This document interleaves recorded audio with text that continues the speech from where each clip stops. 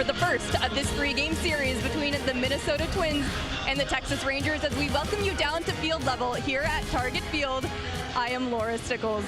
The Texas Rangers are riding a 2-game win streak coming into this one thanks to a very impressive performance from the bullpen on Sunday. But make no mistake, that bullpen game would not have been possible if it wasn't for the length given by the starting rotation on Friday and Saturday.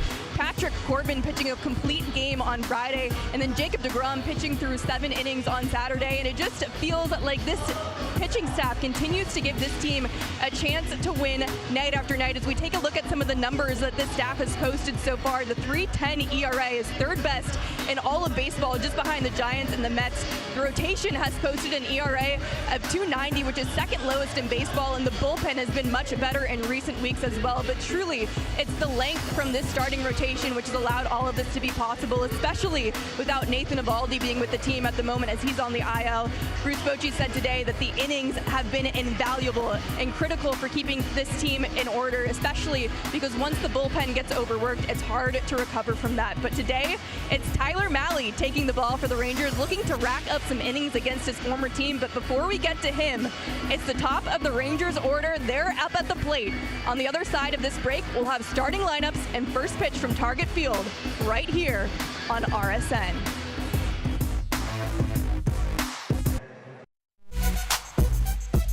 Rangers baseball on RSN is presented by Progressive Insurance.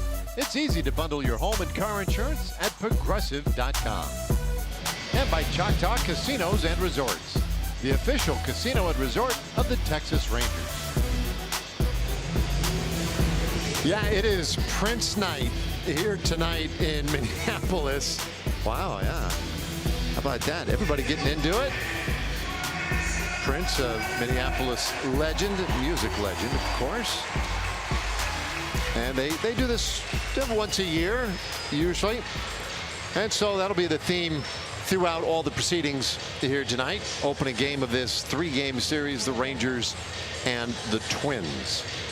Now the Rangers come into the ball game 31 wins, 35 losses. They are 5.5 back of Houston currently in the West. And today Bruce Bochy lines it up with Josh Smith leading it off at first base. Wyatt Langford in left field bat second, and then it's Corey Seager at short batting third. Semien, Berger, Carter in the middle. Young at third base, Garcia and right. Higashioka does the catching and will bat ninth. Semien, Woods, Richardson on the mound. The 24-year-old recalled. 5.02 ERA, 2-2 record so far in his 8 games, 295 batting average against. We look at the arsenal. It's fastball, slider, curve, and changeup.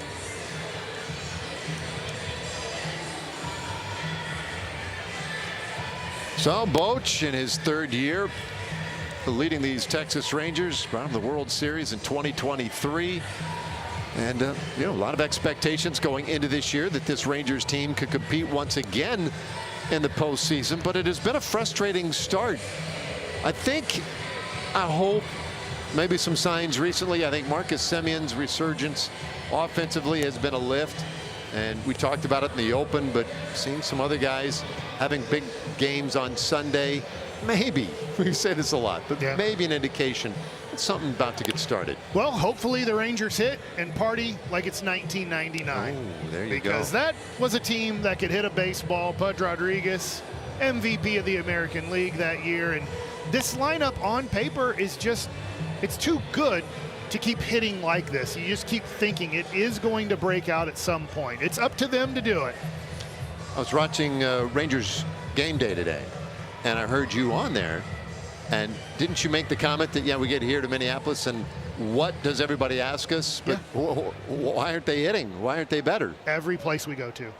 Yeah. And nobody can understand it. No, it is one of the great mysteries going this year in baseball. And the first pitch of the ball game is taken off the plate for a ball by Josh Smith.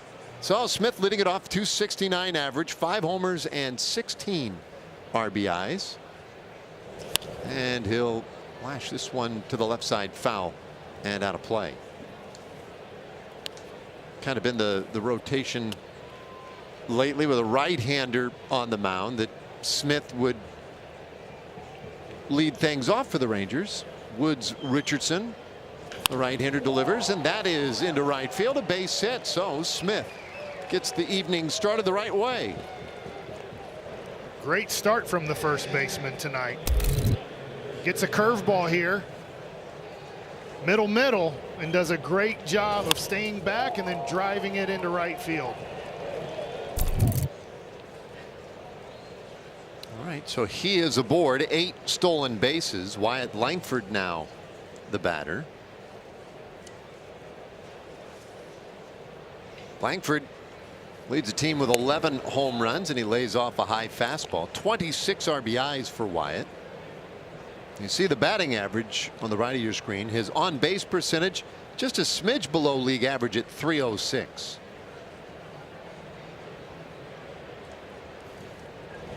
And that one right over the heart of the plate. Good curveball for a strike. 1-1. I'll say that looks like a very hittable curveball, though. It was a strike. It was a get me over breaking ball. See if he has anything better than that with sharpness at the end. Outside with the fastball. 2-1. Does seem like a guy that maybe the Rangers could handle tonight. 24 years old. A 7-8 career record in the big leagues with a 4.48 career ERA. The number's not that good this year.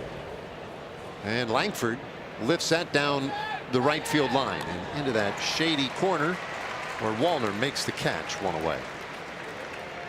Well, let's take a look at the Twins defense tonight. You have Bader, Buxton, and Wallner in the outfield. Royce Lewis, Correa on the left side of the infield, Castro and France on the right side of the infield, and Ryan Jeffers behind the dish tonight.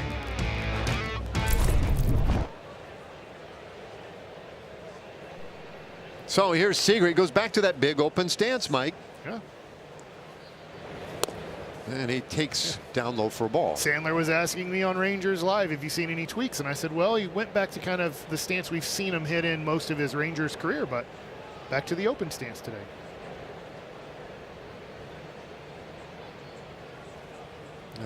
Foot barely in the box as they toss over to keep an eye on Josh Smith. He's trying to find that timing. When he's on time, one of the best hitters in the game. Front foot turned way in. And he takes off the plate. Well, Seager, he's in dire need of a hit. Hitless in his last 25 at bats, the longest over stretch in his career. Somewhat unusual. And that is outside. Woods Richardson being very careful. And I would say, even with the reality of that current 0 for 25, he has a reputation that pitchers respect, and you see that right here. That's a quality miss at the bottom of the zone. Ball 4, and Seager draws the walk. Woods Richardson, even at 3-0, wasn't going to challenge that much. Was a good job. It wasn't the 3-0 pitch that he was looking to drive into the gap or hit over the fence, so you take it. So 2 men on now for the hottest hitter in this Rangers lineup, Marcus Semien. And he'll foul that one back out of play. Marcus might have been the one guy who did not have a whole lot of interest in that off day yesterday. You see what he's done the last 9 games there, getting on base nearly 59% of the time. And he'll take low. 1-1. That breaking ball sharper, but Semien saw it early. That was an easy take for him, even though that was on the dish. Runners with their leads. And the 1-1. And that's right back up the middle, snared out there by Castro for the second out of the inning. That's just bad luck. Yeah.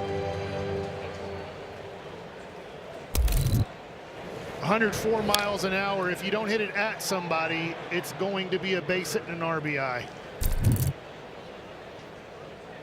And that is Buzzard's luck right there. So 2 out. And now Jake Burger, designated hitter, batting 5th today, and He takes a curveball off the plate. Thought it was interesting today, Bruce Bochy talking about Burger DHing because he's done it a lot all of a sudden here. And he said among the reasons why is because he likes it. He's like, he has a comfort level there. And there aren't many guys who really do have a comfort level DHing. So, and he didn't say it, working. but I also think he's saying Seager doesn't, and he didn't say this. But I don't think Seager likes it. Even though I think it's needed for his career to stay healthy and be in the lineup every day, it is not an easy position to sit there for 30 to 45 minutes and then get re-engaged in the game for your one at bat. 1-1, and that's on the ground. Shortstop Correa will go the short way to force out Seager, and the inning is done. Rangers get a couple of men on, but Woods Richardson gets out of the mess. So now Tyler Mahle ready to go to work.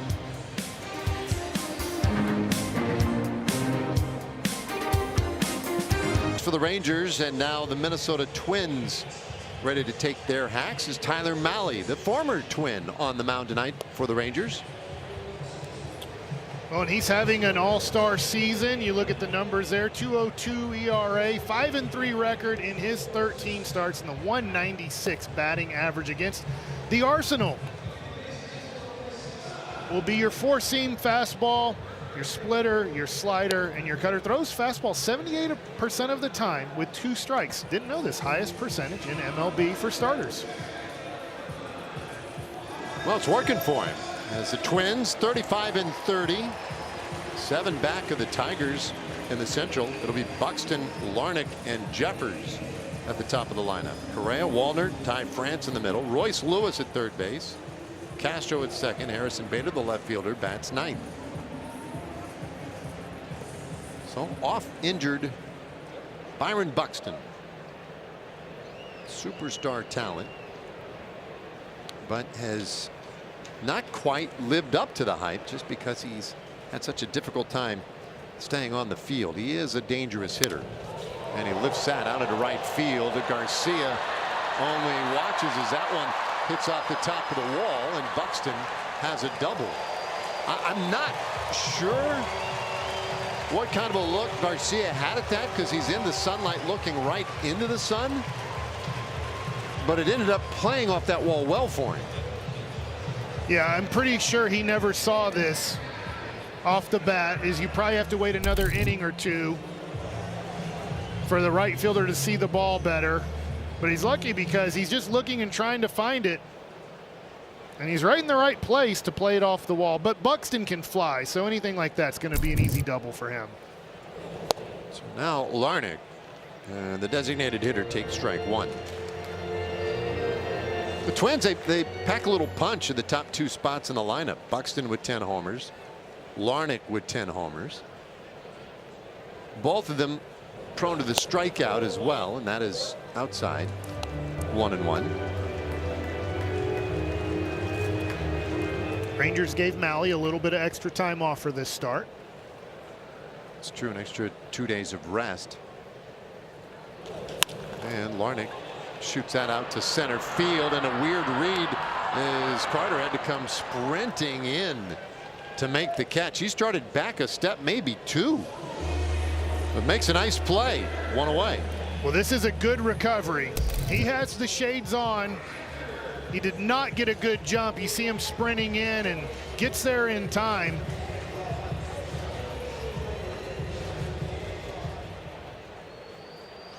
Thing just stayed in the glove too. That hit right there. Woo. Once that glove hit the ground, that ball wanted to slide out. Jeffers hits at it to right field, and Garcia makes the catch. He'll spin and throw it back in. A little wild for Garcia, but Jeffers retired, and Buxton holds second base. Well, that was fortunate. A little cloud cover or something. Yeah. Gave him a break. Yeah, all of a sudden, when you see this ball here, there's no more sun out there. Helps out Garcia.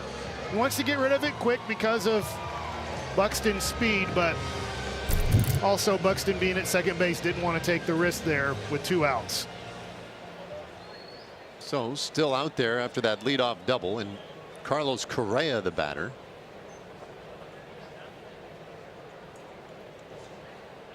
Correa at 245 for the year, and he takes off the plate. Not having a great season. The on base for Correa 287. Batting out of that cleanup spot tonight.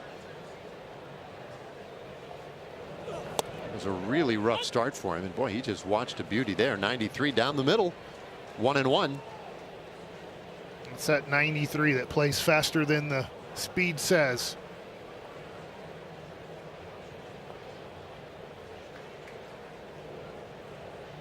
One pitch, and Correa lifts that short center. Carter coming on, makes the catch, and the inning is over. Boy, two really good sliding grabs in center field for Evan Carter, and it keeps this game scoreless. Well, Evan Carter looking good in center field. Two sliding catches. 0-0 headed to the second.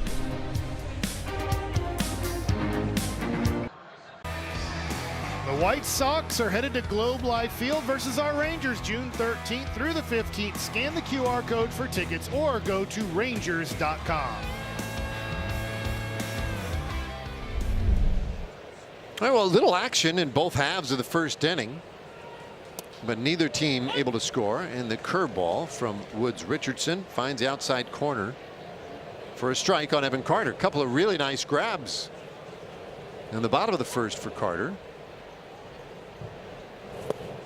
Comes up empty on that one, and it's 0-2. Threw that get me over slow breaking ball, the curveball, and then went to the harder cutter. Here's his 0-2, and he goes back to that curveball. He likes that pitch today. He does. I will say the Rangers have read that pitch pretty well so far. The cutter, though, we could see Carter did not read the cutter well.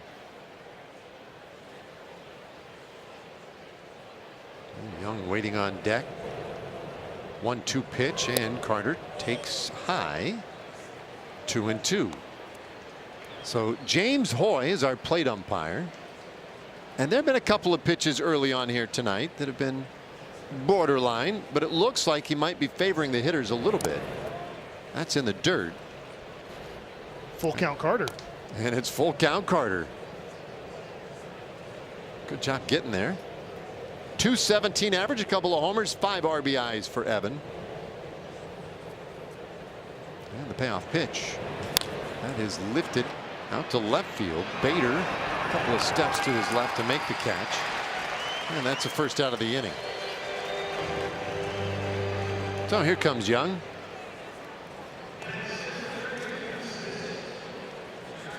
First game of this series. Rangers, this is a good draw, you'd figure, tonight, with Woods Richardson just called up from AAA St. Paul.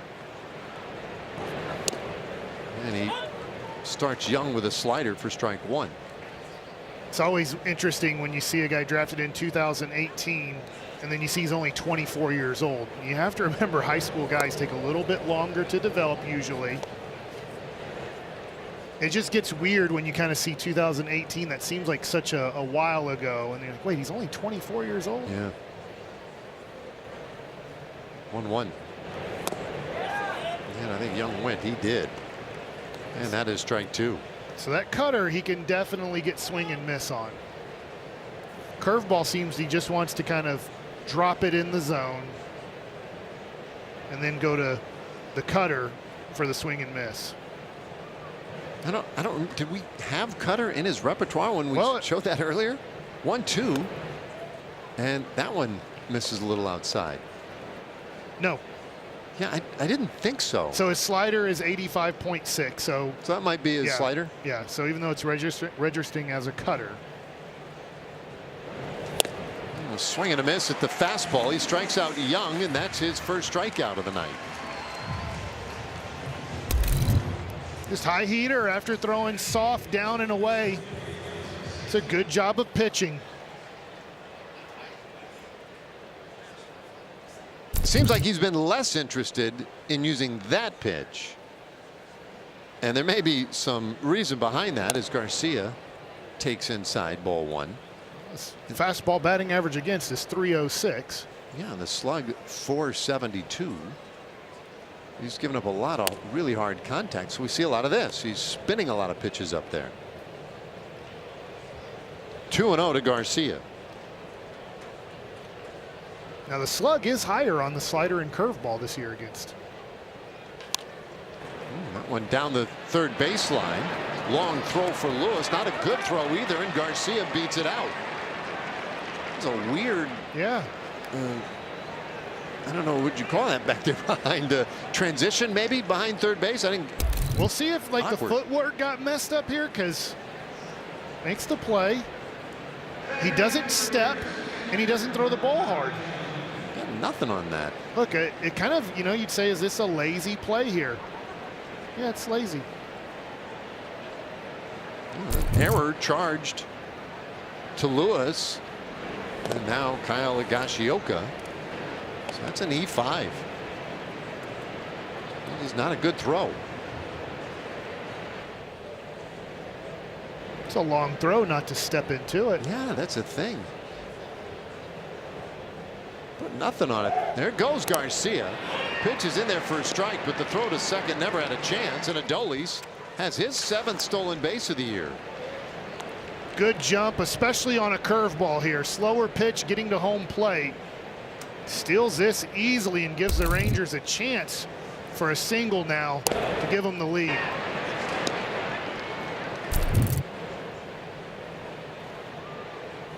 That's outside. 2-1 to Higashioka. Another guy who could use a little something to get things going. 1 for 8 on this road trip. And it's been a tough year at the plate for Higgy. Here's the 2-1. And that's a strike. There's that slider again.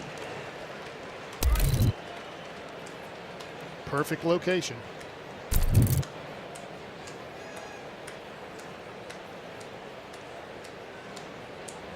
Rangers left 2 on in the first. They have Garcia at second here. And Higashioka takes low. Yeah, full count.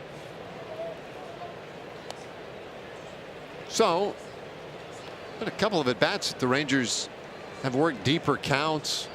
Wood Richardson at 36 pitches, not terrible. Probably be a big deal if Higgy could work a walk or whatever. Get on base. Instead, he watches strike 3. And the inning is done. Rangers will leave Garcia at second. We've played an inning and a half so far here this evening. It's 0-0. Tyler Mahle getting ready for the bottom of the second inning. Let's take a look at StatCast 3D, powered by Google Cloud, and we look at the pitch arsenal from Tyler Mahle. But more importantly, we look at the batting average against, as he throws that four-seamer about 50% of the time. 173 batting average against, the splitter under 200, the slider at 261, and the cutter at 243. But his 2 primary pitches, those are well below the 200 batting average mark. The Mendoza line. Ooh, yeah. The Mendoza line. Well, the former Twin, Tyler Mahle, 30 years old, goes to work on Wallner now. Matt Wallner, guy with very good power, although he only has the 4 home runs this year. And he pops this one up. Third base area for Young, and that's out number 1. Bring up Ty France.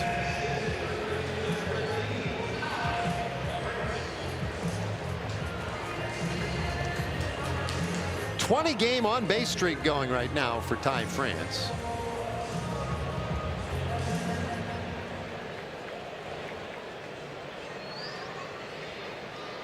He's a guy in a pretty good way right now.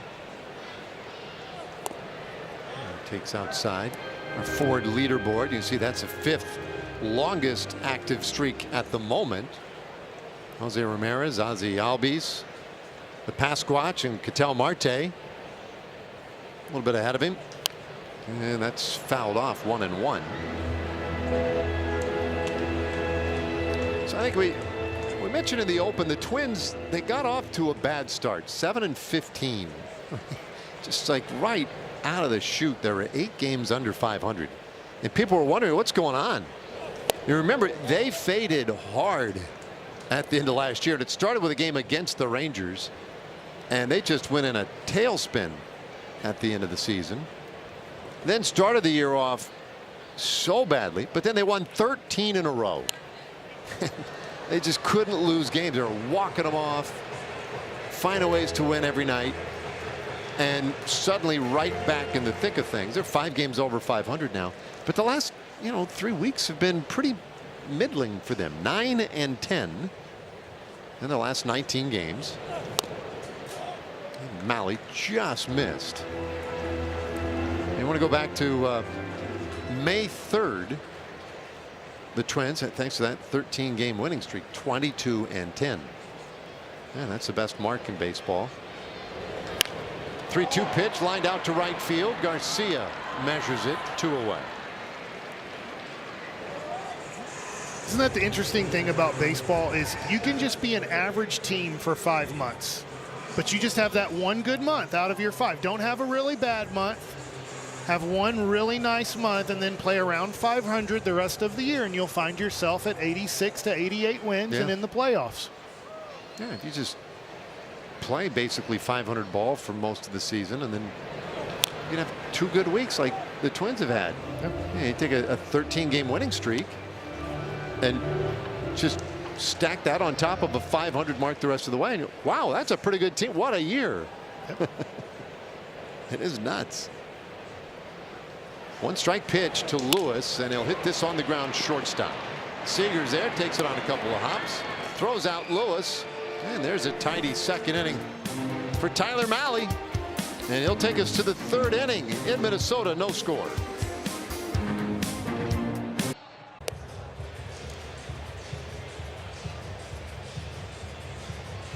All right, nothing the score as we go to the 3rd inning tonight here in Minneapolis, Minnesota.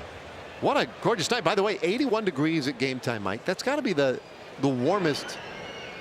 Well, maybe Tampa. Did we get a Tampa was warmer. Certainly it was more uncomfortable in Tampa, as Wood Richardson goes right over the plate with a strike to Josh Smith. Now this is 2nd time through for the Twins right-hander. We'll see how the Rangers adapt. Smith had the one Rangers hit that first time through. Count evens at 1-1.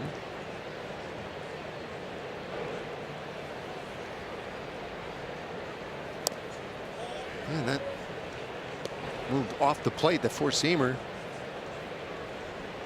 2-1. Boy, look at that. After that first time through, teams hitting .305 against him in that second tour, and he probably doesn't have a whole lot of work 3 times through the lineup. You saw the 200 batting average there, but that might be that he just hasn't faced that many. He hasn't been in the big leagues since May 14th.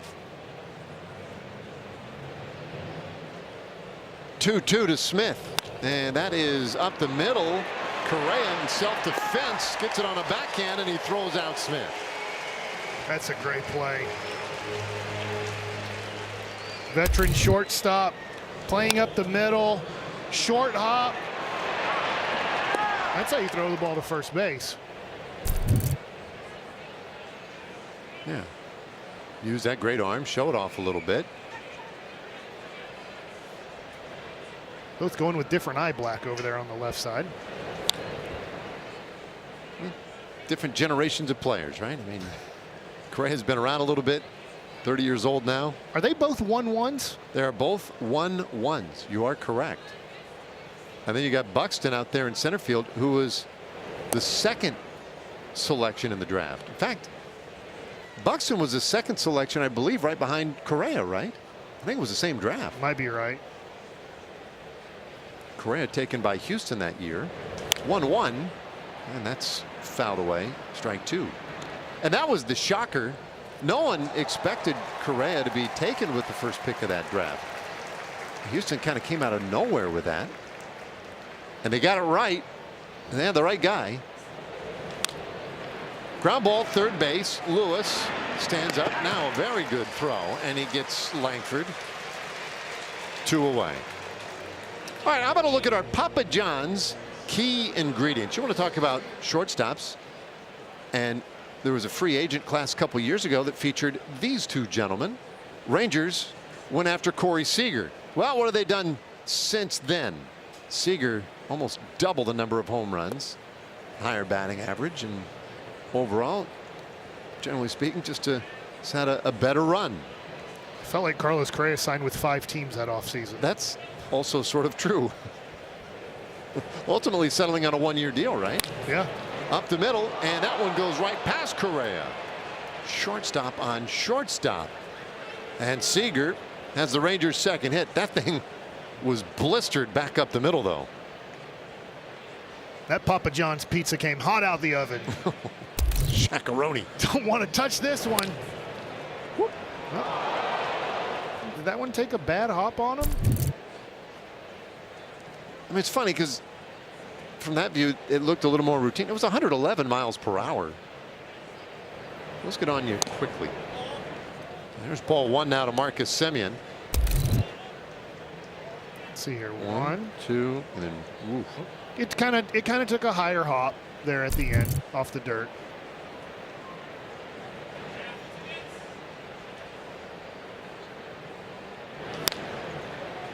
Marcus in the air down the right field line in foul ground, and out for it is the first baseman Ty France. The inning is over. Rangers will leave another base runner. We go to the bottom of the 3rd in Minnesota, still 0-0.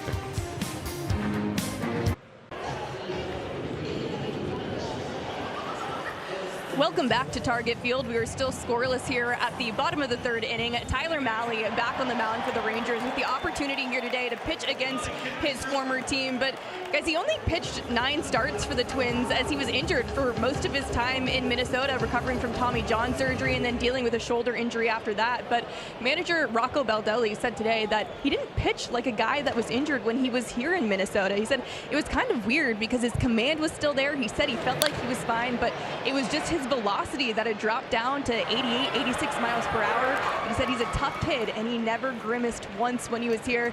He was also asked if he wished that he was pitching like this when he was in Minnesota, and of course Baldelli said, yeah, I mean, of course, but what can you do? He gave us everything he had.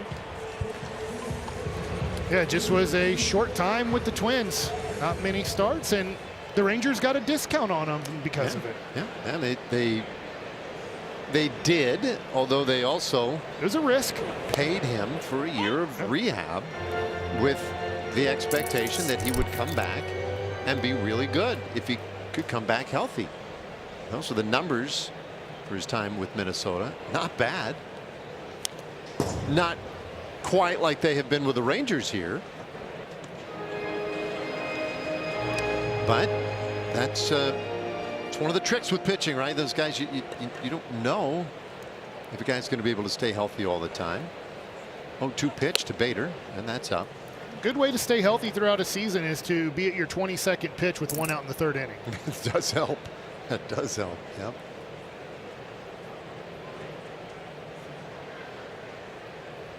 Bader, 9th place hitter, and he pops that one up and then flips his bat a mile in the air and is retired for the 2nd out of the inning. Let's look at our Choctaw Casinos and Resorts game within a game, and we look at his MLB rank with batting average against and slug both first. And then you look at the on-base percentage, 8th in Major League Baseball. Win behind in the count this season. It's been behind in the count today. That's interesting. Looking at the first time through the lineup, you have 1 ground out. Everything else in the air. Double in the air, all fly ball outs, and ground ball baseball. Well, Buxton, he had the double in the 1st inning. Now has the single in the 3rd. He's the only Twin to have reached so far tonight. Puts it into a stretch of 8 in a row retired. Trying to go in. He throws the ball where he wants to. That's a good first pitch. It's a nice job of pulling your hands in and getting a hit. You'll live with that. Ball wasn't hit too hard. You executed the pitch. You move on to the next guy. All right, so Buxton take his lead. He has 10 stolen bases this year. And the first pitch to Larnach is a little bit outside. Larnach lined out to center. A ball that Carter might have initially misread, but made up for it with a little athleticism. Came in and made a sliding grab. 1-1 on Larnach. Looks like the clouds have moved away from the sun a little bit. I don't think it's going to affect Carter and Garcia on a fly ball. No, we're almost to that point of the evening where it's a non-issue totally. There's just a sliver out there you can see where the guys aren't currently standing. It's a little in front of them where you could run into some trouble. It's a beautiful ballpark.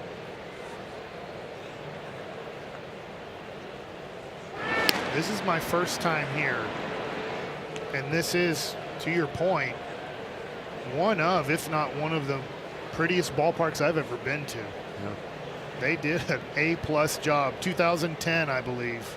Yeah, I'm just stunned that it's 15 years old. The 2-1, and that's lifted to center. Takes Carter back, and he'll reach up and make the catch on the warning track to end the inning. Boy, Larnach put a charge into that. But another great defensive play by Evan Carter, and the inning is over. Well, Evan Carter, that glove looks like it's made of gold tonight.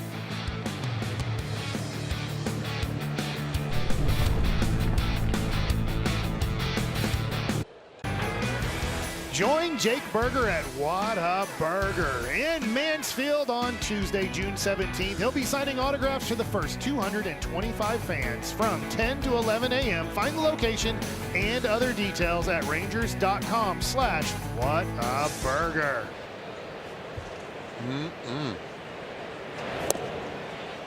Well, he'll go right after a curveball to start this fourth inning. Burger, Carter, Young.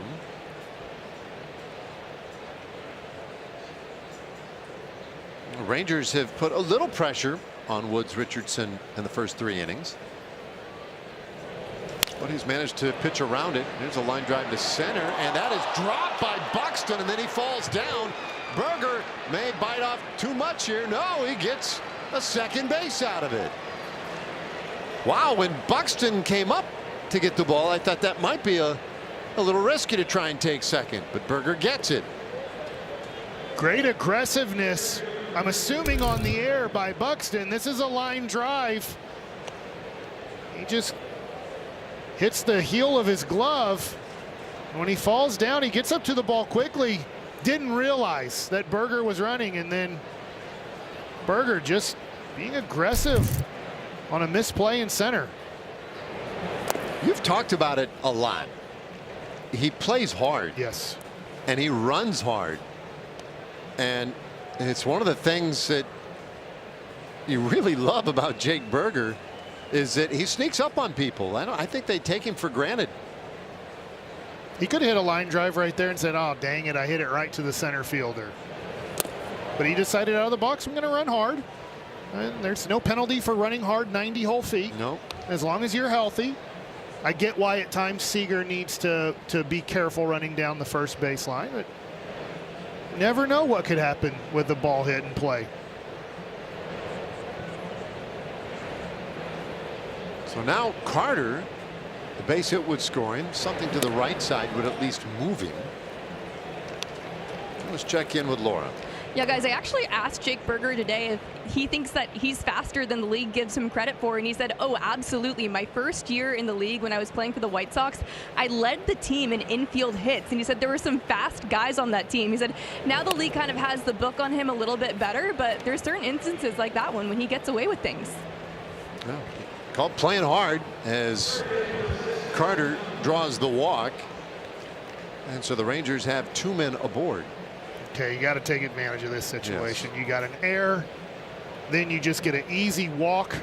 Like, I'll give Carter credit, but I mean, he just had to stand there for 4 pitches. It's all right. He did it well. Here's Young. And the first pitch to Josh. He shoots it down the right side, foul. Now, did it look to you like he was trying to do that? In other words, trying to go the other way there to at the very least move the 2 runners up? It did look like it. And that's a good thought process here, is the Rangers need to get that runner from second to third base, and hitting the ball the right side helps a lot. Obviously, you hit a ground ball right to somebody the right side. Right. It could be a double play. But yeah, you're trying to hit the ball hard. A line drive to the right side will do the job.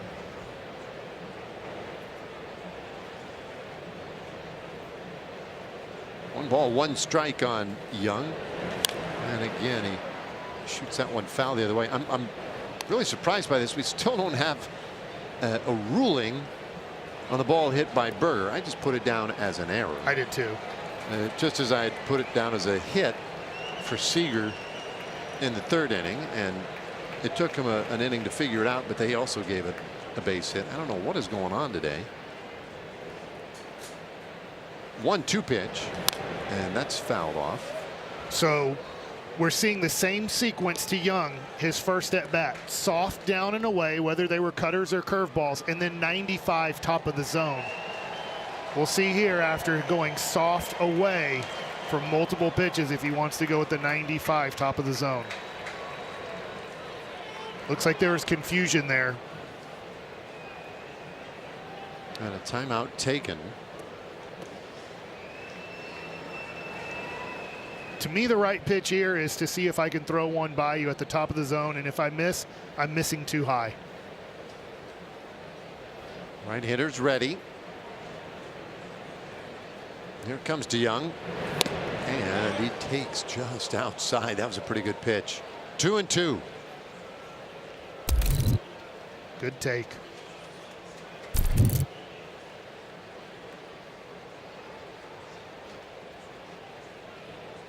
So Woods Richardson over 60 pitches now, and that is outside. He's run the count full on Young and is one bad pitch away from walking the bases loaded. Rocco Baldelli, a little nervous gum chewing going on over there. Payoff and a swing and a miss. Young went fishing, and that strikeout is the first out of the inning. Man, good at bat, but right here, he could have laid off that pitch. It would have been a great at bat.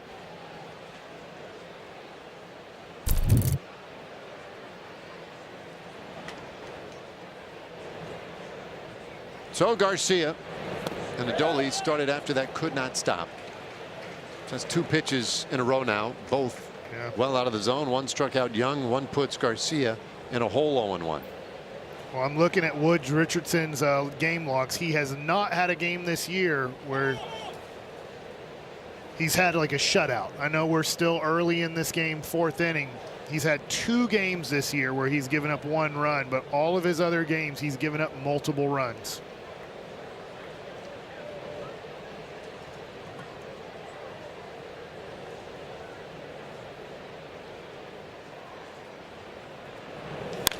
One hit hard out into right field. That's a base hit. Berger around third. He'll score. Carter's got good speed. They'll stop him at third on the double by Garcia, and the Rangers strike first tonight. It took until the 4th inning, but they lead 1-0.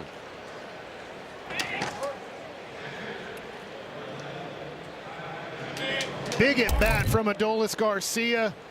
Fastball around the middle of the plate, 94 miles an hour, and shoots it down the right field line.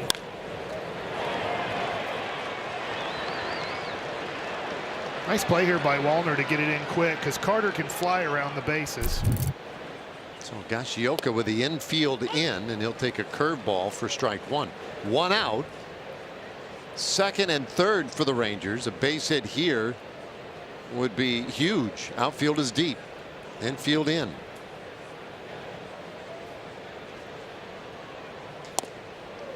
That's 1-1.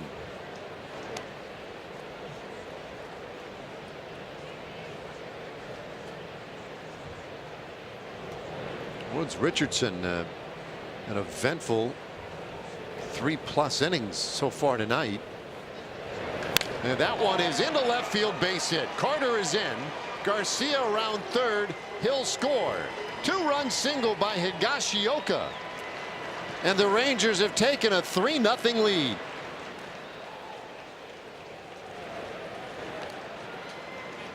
Great job by Higgy. Great job by the bottom of the order, getting the job done. This one runs to the inner part of the plate, and Higgy turns on it quickly. Boy, and this has to feel great for Tyler Mahle right now with a 3-run lead. So the last time the Rangers scored a run when Tyler Mahle was in the game was May 23rd in Chicago against the White Sox. They left that game trailing 3-1. But they did not score a run during his 6 innings against Toronto when they came home. On this last road trip at Tampa Bay, he went 5 1/3. He left trailing that one 1-0. So it's been a while since he's had some runs with which to work. That's what he has now. Higashioka still out there with 1 out. Here's Josh Smith. And he takes strike 1. We posted those numbers earlier, second time through the order. Yeah. The numbers were pretty inflated for Woods Richardson, and the Rangers had 3 hits, a walk, and then of course the error. It's way in, goes to the backstop, and Higashioka can advance. A wild pitch. I think this one went in between Josh Smith's legs.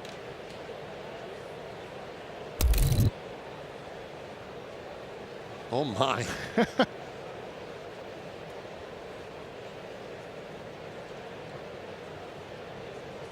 Yeah, that's pretty tough to do.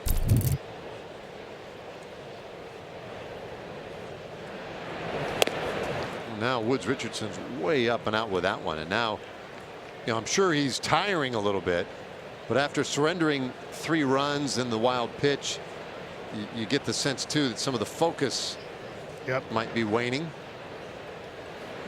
2-1, and that ball's blasted down the right field line, foul. He's also a young pitcher, 24 years old. You wonder how the air affected him mentally to start this inning. Yeah, so it's led to 22 pitches in the inning for him already.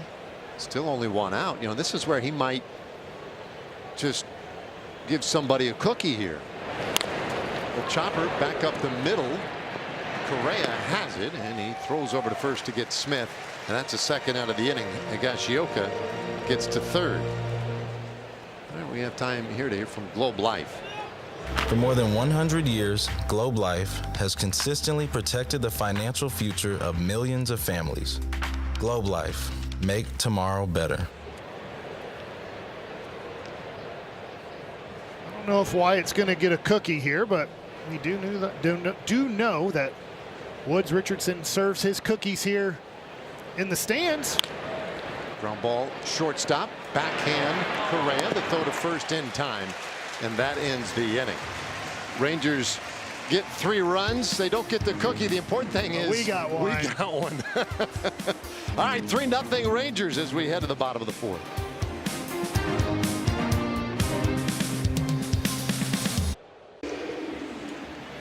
Three 3-0.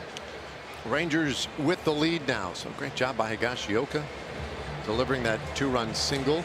He's done a good job catching Mahle today, and for that matter, you know, the Rangers starting staff has done a great job. But how about this? First 13 starts of a season, only Rick Honeycutt got up to a better start than Mahle this year. Honeycutt back in 1983, a 1.62 ERA. Man. It's pretty amazing, though. Recently, 21, 22, and now 25. 3 of those guys on the board. So Mahle this inning will work to the 3, 4, and 5 hitters. So I'm forgetting about 21 All-Star. I know that Martin Perez made it in 22 as an All-Star. And right now, Tyler Mahle's trending towards being an All-Star. Just hoping he can keep this up. I was just kind of looking at that board, and I'm wondering, did all those guys make the All-Star team that year? And I'm sure Mahle would love to spend his All-Star break on the All-Star team. 1. That's a pretty quality pitch, but those close ones have gone the way of the hitter. 2-1.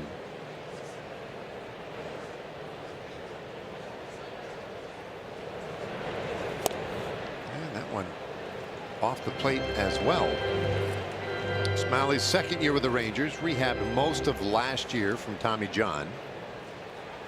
Ended up making 3 starts and then was shut down with the soreness in his shoulder. And he's off the plate with a fastball, ball 4, so he puts Jeffers on. Well, you hate seeing that, getting the 3-run lead. That's not what you want to do, right? The response would never to come out and walk a guy.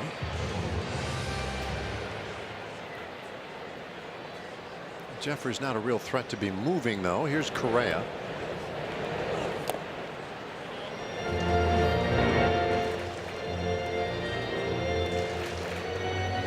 Correa 0 for 1, flew out to center field in the first inning.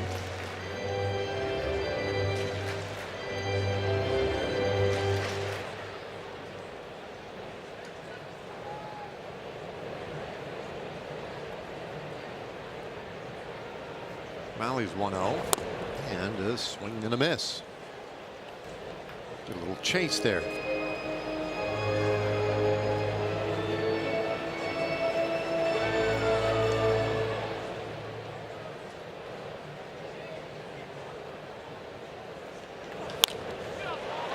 That ball hit hard. Deep out to right center field. Garcia will take it off the fence. Jeffers had to hold it second base briefly and made it to third. He wasn't real sure whether or not that ball might be caught. Correa with the double. Second and third, nobody out. Yeah, Adolis does a nice job here tracking the ball. Last second realizes he's not going to catch it, and then plays it off the wall with one hand and gets it in quickly.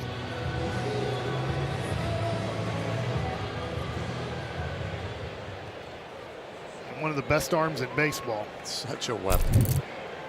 Such a weapon. So what a spot now for Mahle. This is up and out to Wallner. This is where he's been really good. And he's up with that, 2-0. He's having an efficient game. You see the first 3 innings. Obviously, he didn't give up any runs, but a lot of balls that were hit kind of hard to the outfield. Not a lot of ground balls. Only 1 so far. Wonder how Mahle's feeling right now on the mound, as in, yeah, I'm putting zeros on the board, but am I throwing the ball the way I want to? Am I getting the weak contact that I want to? And now in this inning, he was throwing strikes. In this inning coming in, it was 28 pitches, 19 strikes. This inning, he hasn't really found the location that he needs. And you definitely give up a run for an out here. Yeah. He has pitched a lot of stressful innings in low-scoring games and whatnot. So not unaccustomed to this, but this is a really ticklish spot here. 2-0 to Wallner, and he swings and misses. Throw him the cutter. Wallner seemed like a guy who was determined to swing. Yeah, he shook his head at Mahle, and then he shook his head to the umpire. A lot of shaking his head there. He decided after that visit he was getting something, and he got something right there, but took it. Perfect strike. It's 2-2. That ball got on him in a hurry. He was not ready to hit when that ball was in the zone. Which makes you think, how much is he sitting off speed, and is he changing his approach after getting beat by that fastball?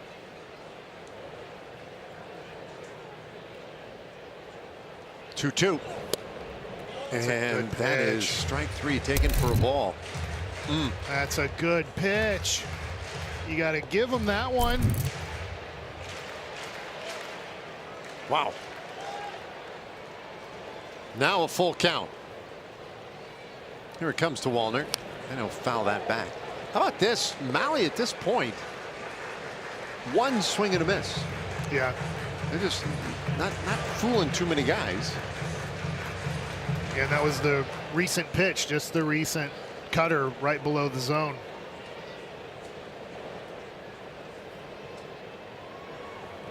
3-2, and there's a swing and a miss. Wallner strikes out, and that's a big strikeout for Mahle. He goes to the splitter. Great pitch here. I'll tell you, I haven't seen a lot of those pitches today. He hasn't thrown a ton of pitches, but that is a great splitty. Been holding back on that pitch tonight. Yeah. So Ty France, and he'll take a fastball for a strike. I'll tell you this about Mahle, how he's feeling. You mentioned earlier, like, you know, maybe a little frustration about the way things have gone. The arm seems live. I mean, velocity today is up. One strike pitch, and that's fouled away. There aren't a ton of games where he's been living at 95 with a fastball. All right, is this silly to say? Do you think he's throwing too hard tonight? Well, I think it's possible, right? Certain guys. Less movement? Certain guys rely on movement and command. It's possible. 0-2. Yeah, that's 95 again. Hit hard out to right field. Garcia turns, takes it off that high wall. Jeffers is in. Correa to third. The tag at second. They got him. It's a base hit, an RBI for France, but he becomes a second out of the inning. Beautiful throw from Garcia as he picks up the outfield assist, and they're 2 away. Well, this is amazing. One, the play. Two, Correa is tagging on this at first base with 1 out. So Garcia gets the ball in quickly and gets the second out. And they only score 1 run on that. Well, Correa was at second base. Right. And France. Okay, yeah, thank you. France, I'm sure he figured I smoked that ball. He was out by a mile. So now Royce Lewis. And there again, 95 right down the middle.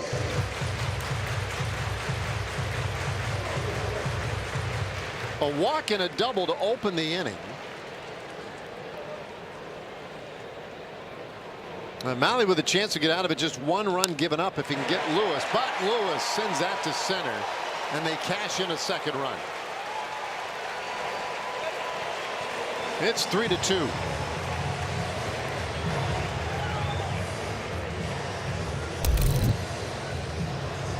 Well, that one's just right down the middle.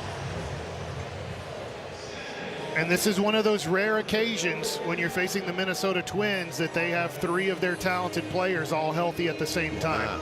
And this is about a 10% chance of facing the Twins with Correa and Lewis and Buxton all healthy. Yeah, I can't really remember a time.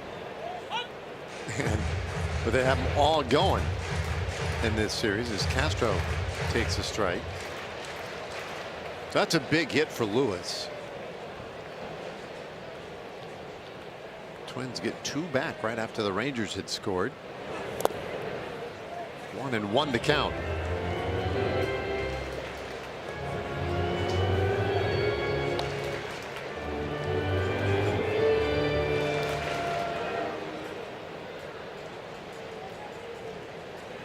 Castro flew out to center field in the 3rd inning.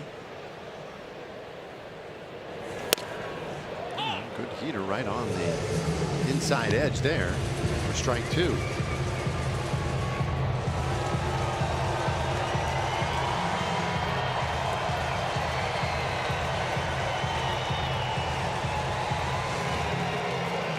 Usually a pretty good environment at this ballpark.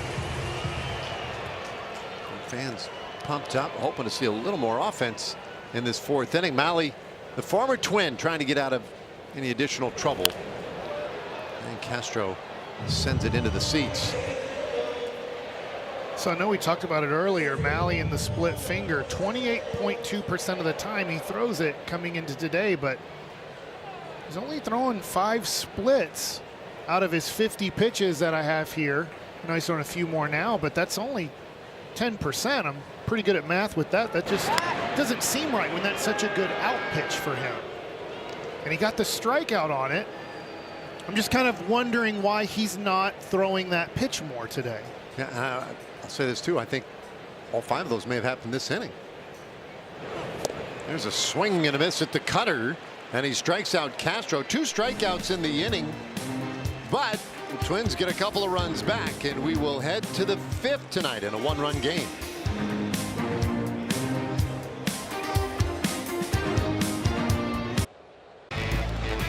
Vote your Texas Rangers into the 2025 All-Star Game. Vote up to 5 times a day with the 2025 Pro Spirit MLB All-Star Ballot. Receive an offer for 25% off select games after voting. Cast your vote at rangers.com/vote. Well, we've played 4. A 3-2 Rangers lead. Seager will lead it off this inning. And the first pitch he sees bounces away from Jeffers, ball 1.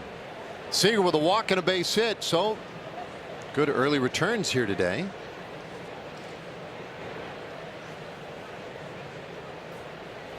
Put it into his long 0 for 25 streak. Woods Richardson should not get 3 outs this inning. Oh, so you say he doesn't get through the inning? No, yeah. he shouldn't. He might not get an out this inning. I don't know if he'll get an out, but to me, I'm just looking at it. It would be a failure on this offense not to knock him out of the game this inning. Head right toward 80 pitches already. And there's a swing and a miss. Strike 1 on Seager.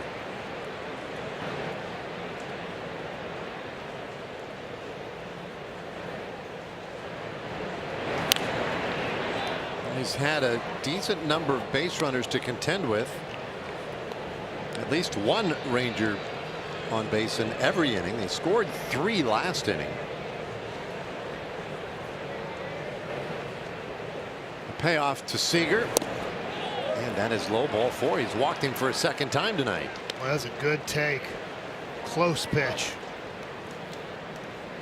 So, you know, the conversation will go to the shutdown inning concept, right? Both pitchers, by the way, have had a couple of those today that have been right on the edge. It's been a hitter's zone. Yeah. But you're looking at a young pitcher who struggled in the major leagues. He doesn't have a lot of confidence. You just got him for 3 runs, your 3rd time through the lineup. He's at 81 pitches. To me, these are innings that the Rangers should knock pitchers out of games.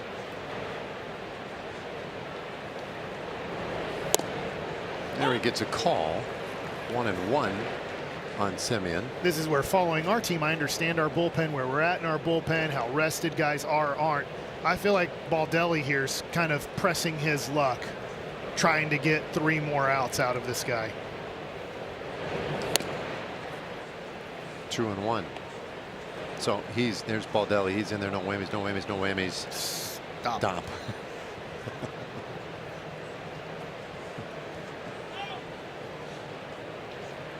Well, body's stirring anyway, and now a slow walk to the mound.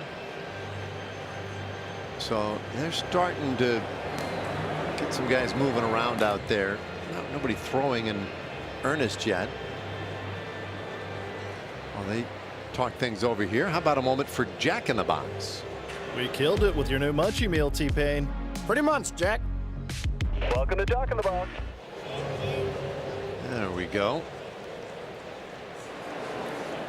So they will get somebody ready. I'm with you. I don't think he gets through this inning.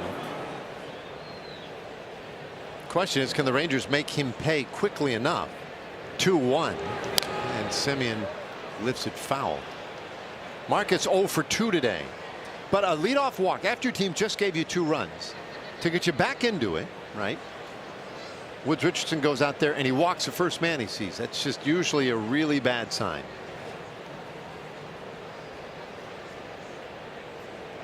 Two on the way, and that is out toward right field, and it is caught. Lunging catch by Wallner. Semien's had some rough luck here tonight. 1 away. 2 hard hit balls for Semien. 104 to start the game with a line drive to the second baseman. And this one, a line drive to the right fielder, Wallner, who makes a nice diving play.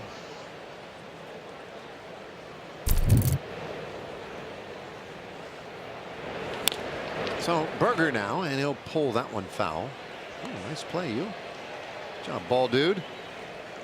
You know how sometimes some curveballs I like, and then I hear that maybe they don't read well on the analytic chart. There's no way this curveball reads well on an analytic chart. It just looks like such a hanger to me. But it works. He just throws it first pitch and gets a strike with it. Not trying to put people away with it. He goes to that. He goes to his slider cutter at 86, 87 miles an hour and just throws that loopy get me over. But it does its work. It gets the first pitch in for a strike. That's a soft pitch.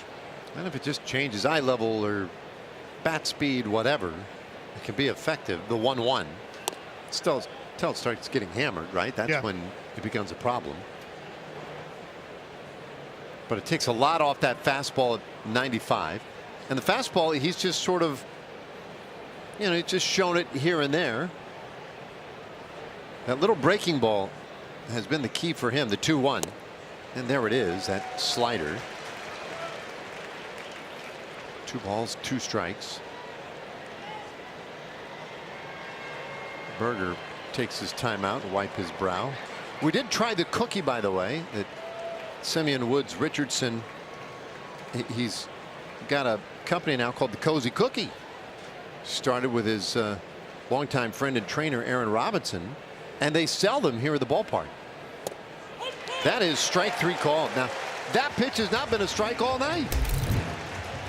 And frankly, it's not a strike, period. There's been much closer pitches. This is tough.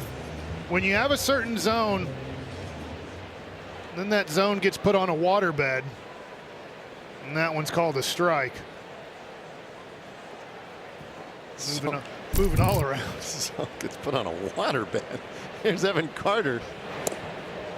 Same pitch. Evocative image. Yeah, nice. Nice. We'll take that one for a strike and the other one for a ball. That one got an out. Yeah, that is really frustrating. Carter to the alley, right center field. That drops down, base hit. And Seager heading to third, and he just does get in there. Oh my.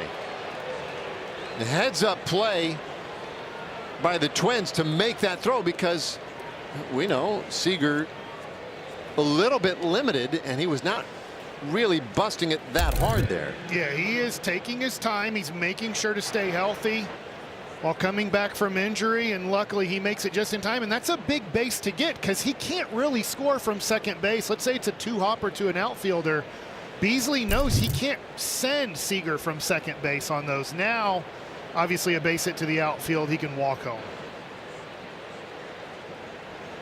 Well, it makes this a really critical at bat for Young. He's 0 for 2 with 2 strikeouts, and he takes ball 1. I feel like his at bats have been okay, even though they've ended in strikeouts.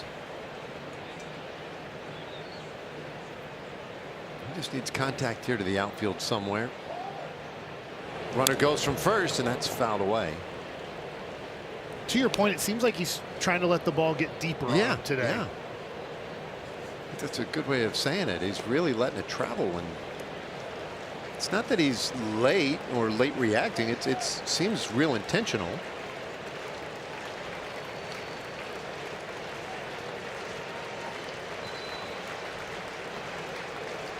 If Carter steals, I would throw through here, because I'm just not threatened by Seager running home if I throw it to second. Carter leading again. Not going. And that's in the dirt. Bounces away from Jeffers, and Seager has to hold third base. Carter does move up to second. A wild pitch. That's one of those that could be a run. And I think with almost everybody it is, but with Seager, he has to protect his legs. He's had so many leg injuries throughout his career. He's just not going to push it.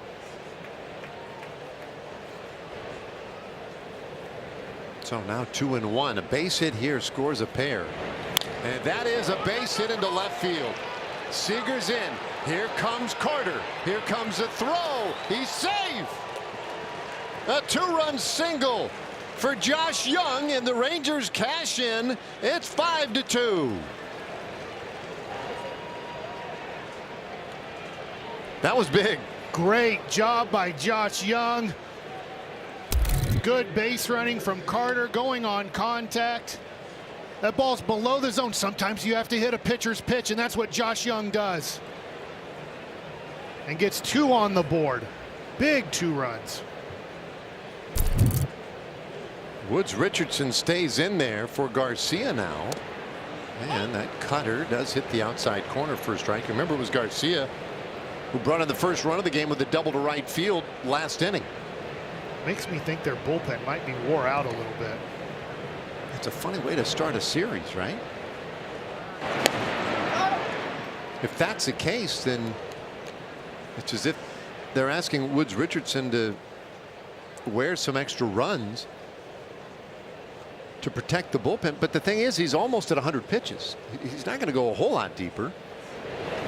And that one is out over third. Fair ball and down into the corner. Jung chugging for third. Garcia with his second double of the night. And now the Rangers really threatening to open it up. Success. Rocco comes out. That was the goal. So that's it.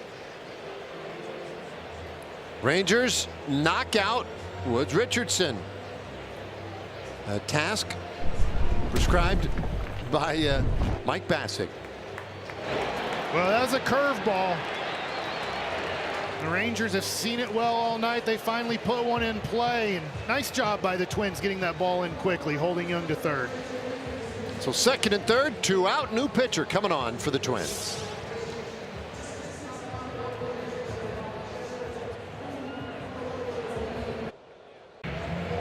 So Garcia been on 3 times tonight, helping the Rangers get to the 5 runs so far. Now when they score at least 4 runs, they have the second best record in baseball, .852 winning percentage. So feeling good at the moment, up 5-2. There's a base hit deep out into the right field corner. That'll score 2 more. Jung is in. Garcia touches the plate. Higashioka with a 2-run double. 7-2. How about the bottom of the order for the Rangers tonight?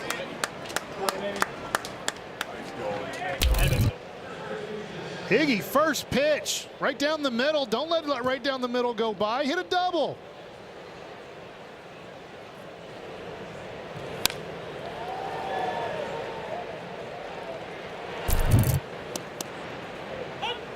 So now a strike to Josh Smith. Justin Topa, new pitcher for Minnesota, greeted rudely there by Higashioka. And fires one in there for a strike. It's 0-2 to Josh. Topa's numbers so far this year in 22 appearances.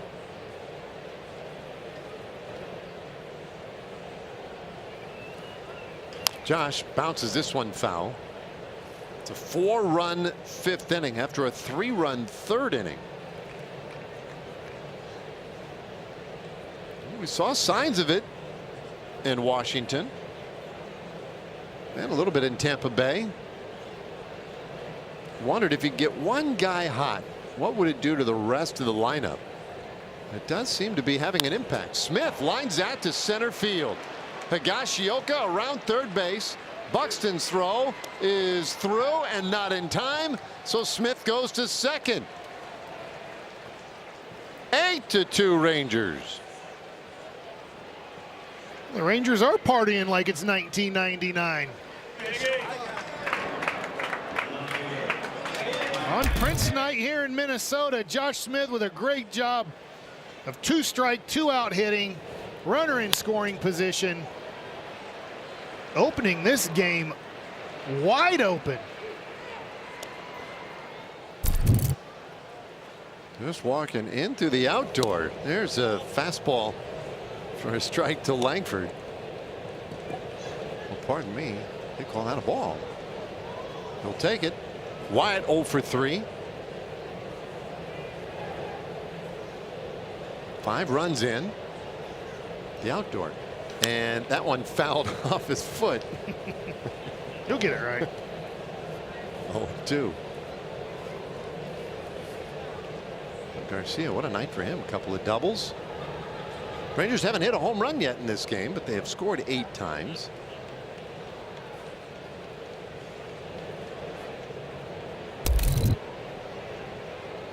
That'll give you a raspberry.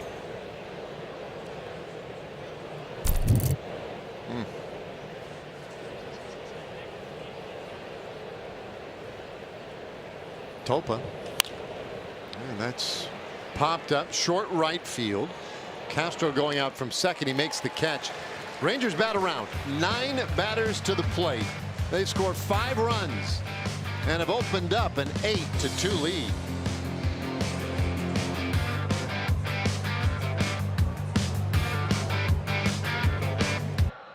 Two Rangers, bottom of the 5th inning. Let's go under the hood with Chevy under the hood.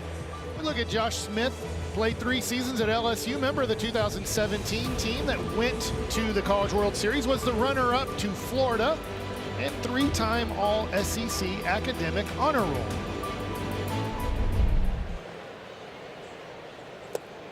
Well, playing a little first base again tonight. Yeah. He's been doing that with some regularity this last week. I believe in 2017 he was a third baseman for LSU as a freshman, as a starting player there. I think he played all but 1 game. Yeah. And LSU back in the College World Series. I can't remember all the teams in it. I know Murray State's the big upset team in it. Murray State. With Popeye Jones, I think. I don't think so. No. Bader at the plate 1 and 2. Ooh. And he strikes out swinging. So Malley comes right back out. Got a little rest in between innings. Picks up his 2nd strikeout of the night. Lineup turns over for Byron Buxton. Let's check in with Laura. Yeah, guys, the book is now closed on Woodson, but the one thing that I still have questions about that you kept alluding to was this cookie. How was the cookie? We're dying to know. It's okay, right? It was, Yeah. it's okay. It's good. I mean, you know, there's no such thing as a bad cookie. Well, that's not a ringing endorsement, I have Well, to say. We have to judge it against Dave Raymond's wife's cookies. Yeah, That's Tish's true. cookies. And better. yeah, Yeah, Tish's cookies. they win. Yeah. I mean, you know, again, I never turned down a cookie. In fact, you'd be surprised at things I do for a cookie. Here's a swing and a miss, strike 2. I mean, it's really not very flattering, but you got to be honest. It's a chocolate chip cookie we had, and it was fine. Yeah. It just didn't rile me up. The other thing too is probably making, I don't know how many they make, 500, Right. probably more than that, probably a couple thousand for the stadium. Might be a little bit different than just cooking cookies for the family. I'd say, like, if he invited me over, I'd probably be pretty excited to try a little of his bake, because he loves to bake and cook and all that. Little like you. Yeah. I think I make a better chocolate chip cookie. But it's good cookie. I'm not. Right. It's a good cookie. You're at a ballpark. I don't think you're expecting to get the greatest cookie you've ever had at the ballpark. It is a big cookie. Very large cookie. It's a shareable. It's almost the size of the strike zone. That one misses. 2 and 2 on Buxton.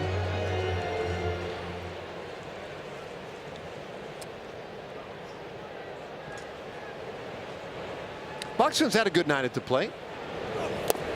Double and a base hit, and he's worked the count full. And I want to see that splitty again. That was nasty to Bader. Like that is one of his best put away pitches. It's just interesting tonight how he's kind of not going to that pitch as much. That'll kind of be a question at the end of this game is Hopefully he only gives up 2 runs, goes, past this inning. The pitch count is nice at 65. That ball hit hard out to left field, but tracked down by Langford for the second out. Yep, it is interesting. He threw it with a little more regularity last inning, but he just doesn't. I don't know what it is. It looks like it's good. Yeah, you'd say, oh, I don't have a. Maybe he'll say I just didn't have a feel for it, or maybe the scouting report said not to throw it. But it's just, it looks good tonight. He's gotten 2 strikeouts tonight, right? Or 3 strikeouts, 2 on the splitty, 1 on the cutter.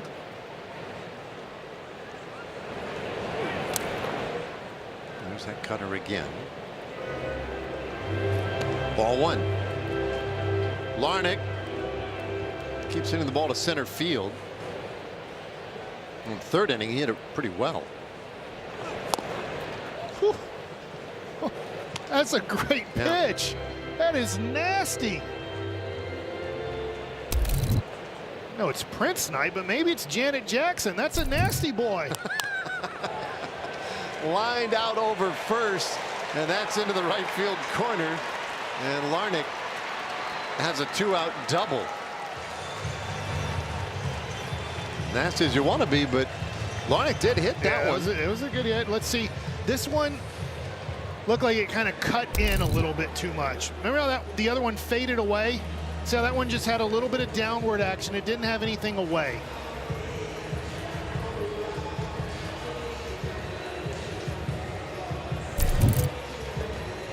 So Larnach is out there at second for Ryan Jeffers.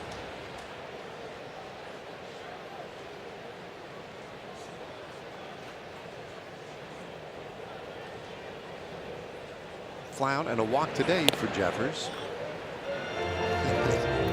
Fastball apparently out of the zone for ball 1.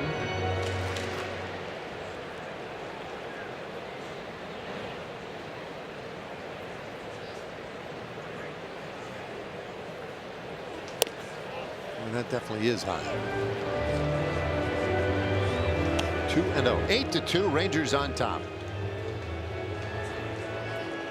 The road this year has been very rough on the Rangers. It is a delight to see them playing this well today here in Minnesota, where the Twins have been very good at home. 2-2 now. Pardon me, 2-1 the count on Jeffers. It's been part of their success. Rocco Baldelli now in his 6th year managing the Twins. Part of their success has been just taking care of business in their home ballpark. There's that splitter again. Strike 2. Perfectly placed at the bottom of the zone. He didn't get the call at the top of the zone, but gets the bottom of the zone.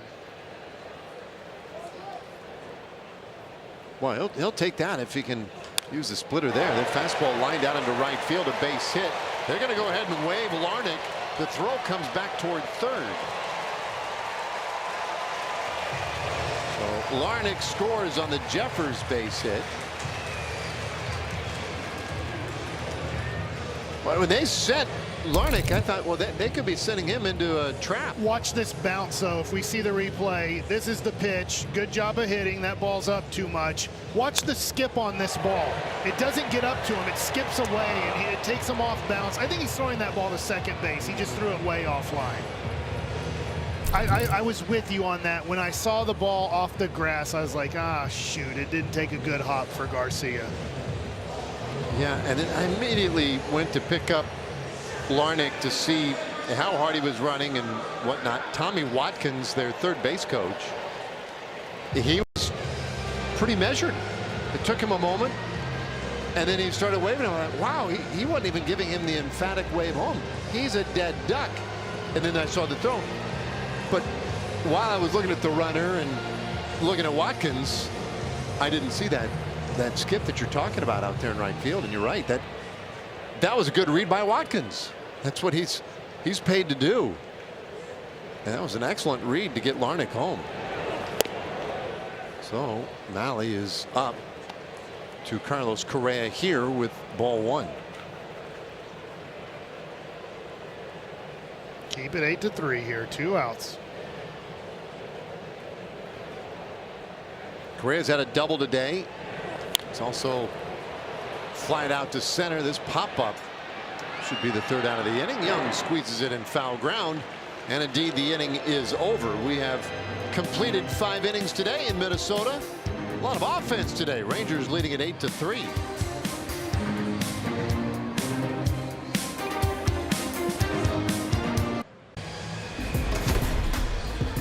Well, Michael, it's the 6th inning, presented by your North Texas Audi dealers. A happy Rangers dugout at the moment, up 8-3. Corey Seager will lead things off in the 6th, as he did last inning when he took a walk. Well, this time it's Topa who starts this inning on the mound, and we'll see how much he challenges Corey. Corey has been walked twice tonight, and he hits this ball hard out to right field, but Wallner is there. Another great strike of the ball, though. Like his single earlier tonight, that one 111 miles per hour off the bat, but it's an out. This has been a great sign for the Rangers, putting 8 on the board and a lot of loud outs, and the most unlucky guy tonight, Marcus Semien. Yeah, Marcus 0 for 3, and really the only out in the 3rd inning when he popped out was the only time where you're like, oh, okay, that wasn't his best. But man, a liner to second, a liner to right field.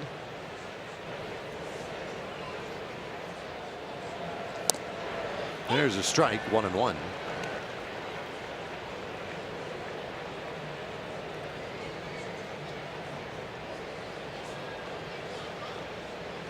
Eight runs on 9 hits.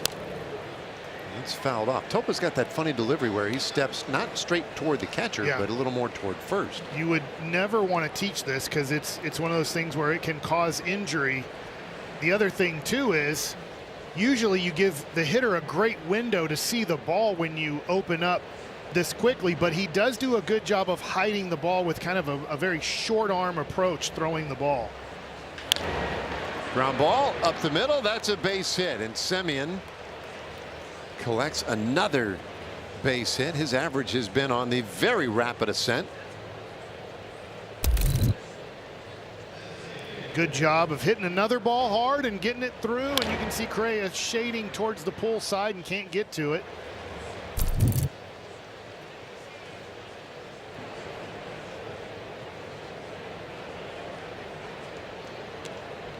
So a man on for Jake Burger.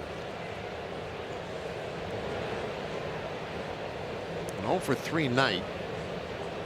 It was the error to start the 4th inning, though, that really kind of got things going for this Rangers team. It looked like he had lined out to center field, but Buxton, who had it in his glove briefly, couldn't squeeze it. It got away from him. A 2-base error, followed by a walk. Later in the inning, Garcia doubled to Higashioka with a 2-run single, and we were off to the races. Yeah, and it was a great job by Burger with the team struggling offensively coming into this game to hustle.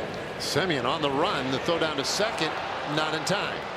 Marcus with his 6th stolen base of the year.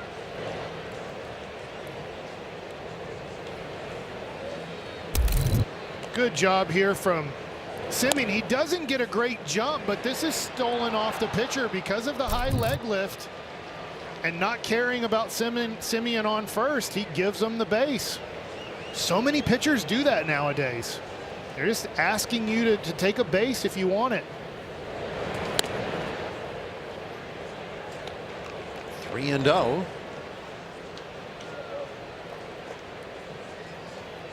How about that? 5 for 12 with runners in scoring position tonight. Rangers have done a great job executing in these spots. Burger swinging 3-0, hammers that to center, but Buxton is there. He'll make the catch. Semien bluffs off second base, but has to hold. 2 away. That's a pretty good poke out there, but think about the 2 outs in this inning, a rocket to right and a rocket to center. Now they're outs, but you keep hitting the ball like this as a team, you're going to score 4 more runs a lot more games. You know, the guys who have been producing here the last couple of games, certainly tonight. The guys maybe who have been, you know, on the cusp of it. But you would say in general, this lineup right now looking hitterish. I mean, you can definitely sense it. We'll see tomorrow if they can continue it. That ball's hit hard. Deep out to right. It is gone. Whoa. Carter gets out of here in a hurry. 2-run shot. His 3rd homer of the year. The Rangers in double digits. It's 10-3. Wow. Evan Carter showing the pop with the nice flat swing. 102 miles an hour and no doubt about it. That swing is back. I love that flat swing from him. That's his swing. Yeah. Now, you've been advocating for that for a little bit, and that's just tremendous. Puts a little backspin on it, but that thing, I mean, that was rocketed out of here.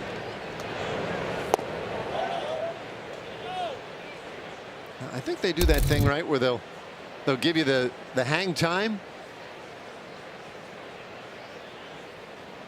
So I want to check and see just how long was that in the air. It wasn't in the yard very long, that's for sure.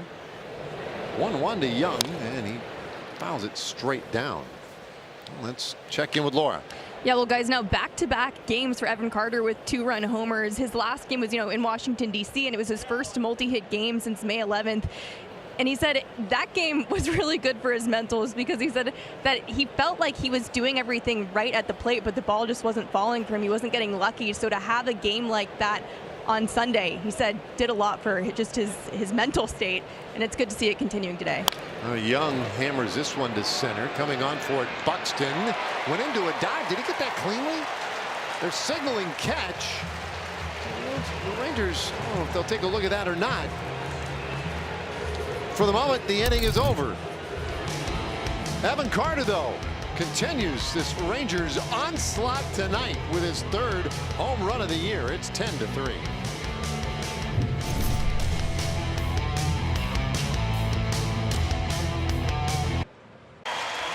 Rangers up 7, bottom of the 6th inning. Let's take a look at our Allstate Good Hands replay, and Evan Carter has done it all tonight.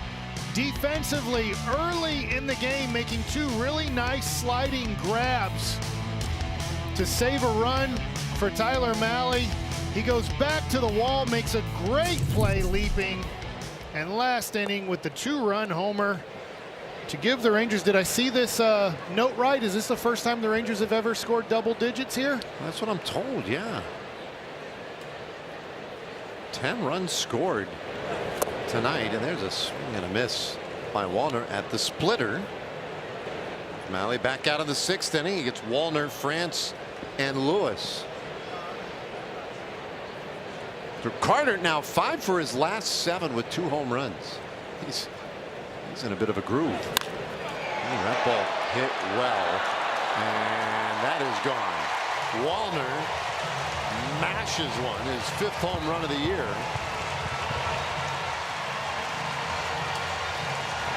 And it's now 10-4.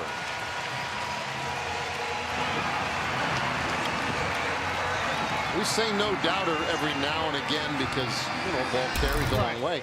No one in the outfield moved an inch. Yeah, that was a no doubter.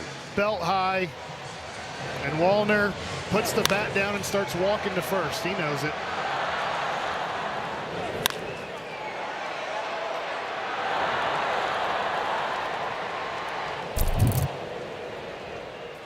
So Ty France now. And he takes strike 1. France 1 for 2. Armstrong beginning to throw on the Rangers pen. So Mahle getting closer to the end of his evening. And there's no point really in pushing him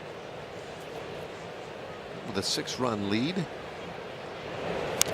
One's fouled off. Strike 2 on France. A little bit different situation. Obviously, the Rangers lost when he pitched in Chicago. If I'm having the game right, I remember he's had one other game where he's had to battle like this. He didn't have his stuff, and he's just had to battle. And we'll see right here if maybe Maddox goes to the mound and gives Armstrong a little bit more time. Yep.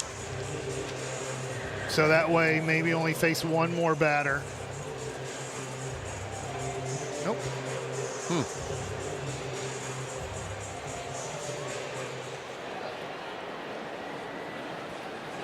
So France is on. Nobody out. Here's Royce Lewis.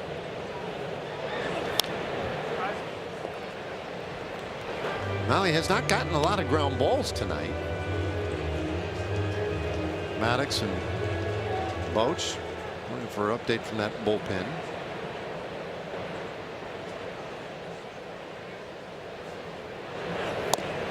It's off the plate. 1-1.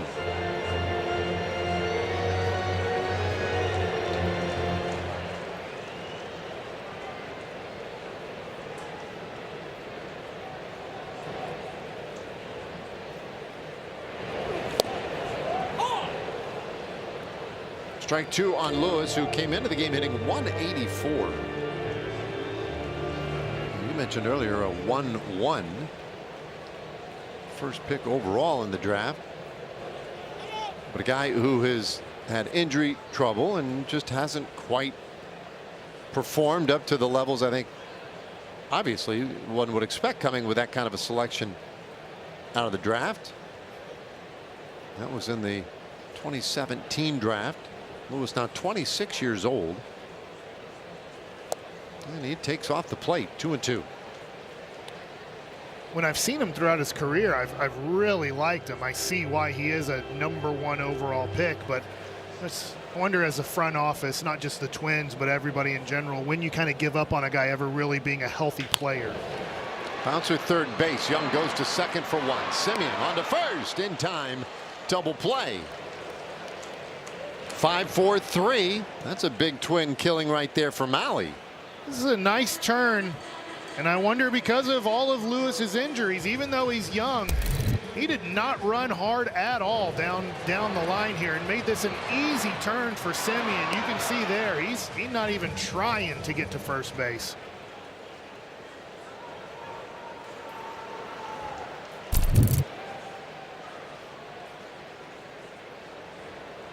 Yeah, that's interesting / troubling. It's a swing and a miss by Willie Castro. Yeah, and we don't. Yeah, we just don't know. Maybe there's something going on there. It's a time when you might accuse a player of Cadillacing it to first base. You wouldn't do that tonight. It'd be more of a red Corvette to first base tonight. 1-1 on Castro. But I don't know what's going on with that one. Fly ball, center field. That one's slicing away from Carter. And Castro dumps one in for a 2-out hit. And now here comes Bruce Bochy. So that's going to do it for Mahle. The signal to the bullpen. 91 pitches tonight. Couldn't quite get through that 6th inning. He'll leave with Castro at first base. Bader coming up, and the Rangers will give the ball to Shawn Armstrong.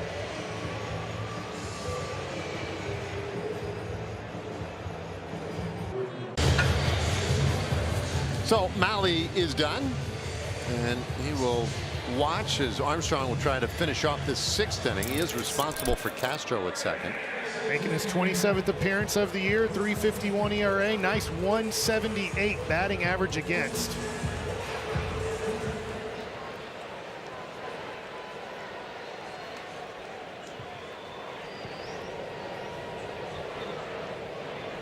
So Bader will take strike one.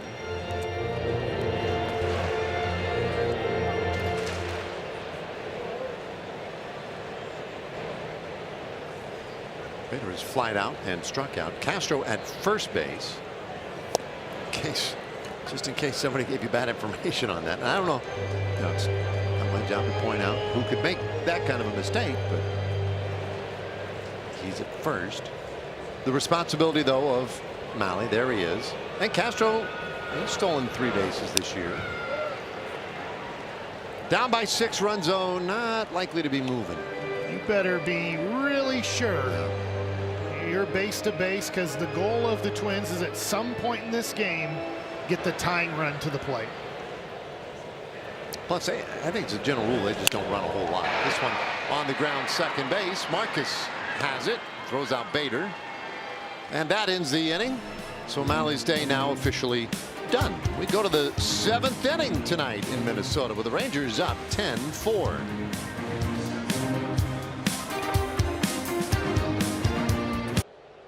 Rangers baseball on RSN is brought to you by Choctaw Casinos and Resorts, the official casino and resort of the Texas Rangers. And by your North Texas Chevy dealers. Chevy drives Texas. All right, so a little, revelation or disclosure for you, Mike. Okay. It took me a while to really come to grips with the fact that that is the Mississippi River that cuts through here. In Minnesota? Yeah, I don't know why. It always took me, see shots of it and I think like, wow, that's a big river. Yeah, well, it is the Mississippi River. Kind of a big deal. Is Alcala, Jorge Alcala is on here in the 7th.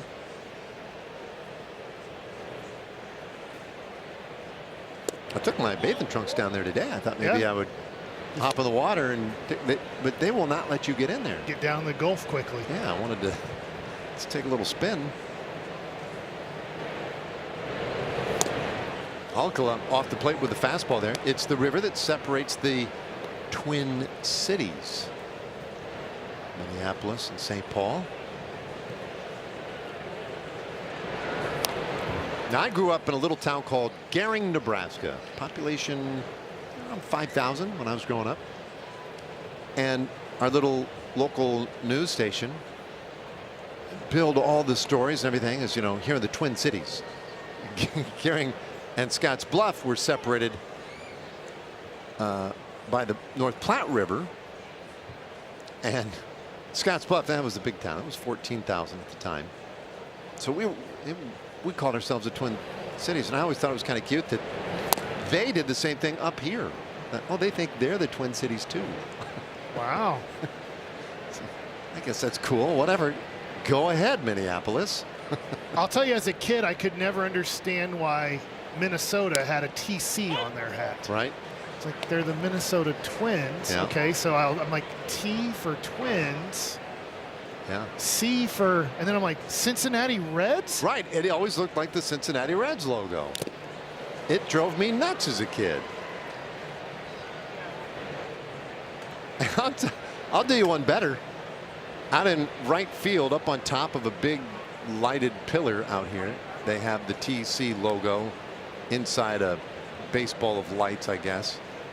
And I saw that earlier today. The T wasn't real visible this afternoon. Just the C really stuck out because that T's blue. It's like the sky. Garcia lifts a fly ball center field. And that'll be handled by Buxton. 1 away here in the 7th. I saw that red C. I was like, why would they have that up there? I mean, we're not the Reds. They're not the Reds. What is going on? Oh, that's it. The TC. I got it. Got it. Yeah, maybe the Chicago Bears are in town. But I mean, it got me. I feel like it's just trolling me all the time, that TC. That, I don't know, that C is a very popular C. It is. 1 strike pitch, and that's rolled down to third base. Lewis bobbles, picks it up, throws. Wow, good recovery. So you get Higashioka. Boy, after he lost it, I figured pretty small chance that Lewis pulls that play off, but he did. Well, let's see here. It's a routine play. He actually catches it with the glove fine. He bobbles the transfer, drops it, picks it up, and gets help from his first baseman on the scoop there, France. 2 gone. Here's Josh Smith. And Smith pops it up on the third baseline foul. Rangers have not gone in order in an inning tonight, but that's what Alcala is endeavoring to do here. The other thing too is, even though the Twins have scored in 3 consecutive innings, the Rangers won all those innings. 3-2, 5-1, 2-1. You tie and win every inning of a game, you'll win at the end of the game. And you're in really good shape.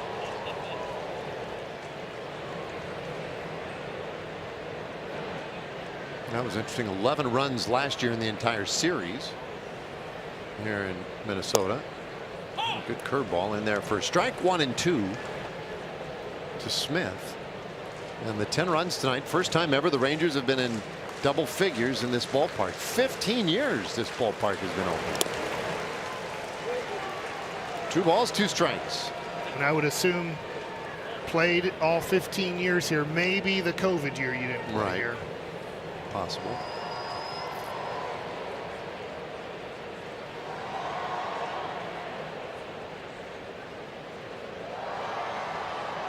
Alcala's 2-2 and a chopper second base. Easy play for Castro, and the inning is over. The Rangers were retired in order. 7th inning stretch here in the Twin Cities.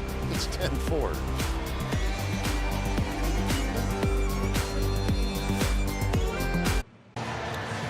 $10-4 Rangers theme night tickets.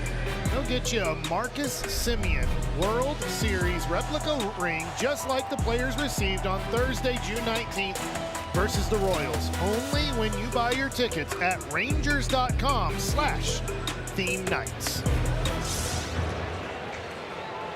Yeah, those are pretty fun. It's a pretty special giveaway too. Bottom of the 7th inning here. Top of the order coming for the Twins, and Armstrong's first pitch off the plate to Byron Buxton. 2 for 3 tonight. Then it's Larnach and Jeffers.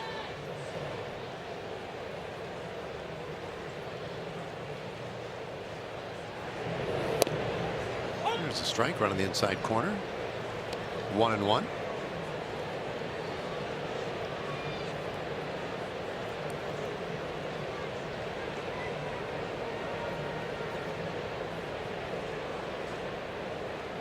Armstrong, first man up tonight. Maybe try to get a little length out of him as he surrenders a single to Buxton.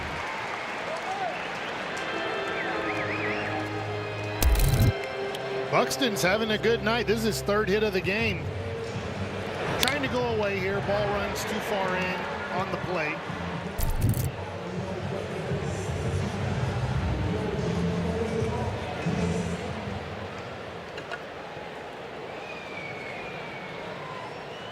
It's all base runner to begin the 7th inning, and here is Larnach, who doubled and then scored a run in the 5th, and he'll take strike 1 from Armstrong.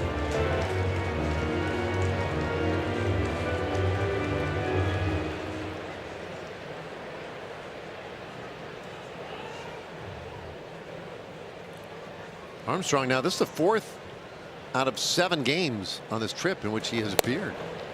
Well, he has been well used. Fastball in there for a strike, 0-2. Really nice back-to-back pitches.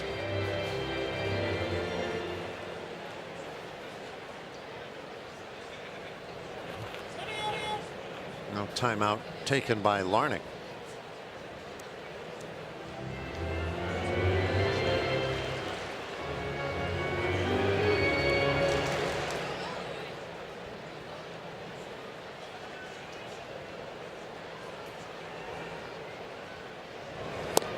That is strike 3 called. Fastball right at the bottom of the zone. Boy, great work by Armstrong in that at bat. A lot of sideways movement here. That ball runs from the inside corner back to the middle and freezes Larnach.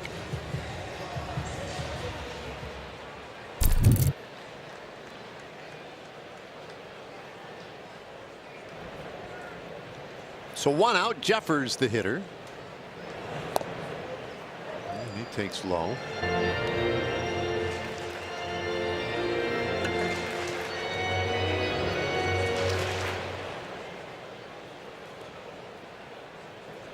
It's like guys employing the little breathe right strip on the nose for the Twins.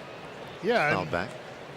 not sure why, but Oh, 'cause Carlos Correa has it too. He has a bigger one. That one is very thin. I know. It's like modified or something.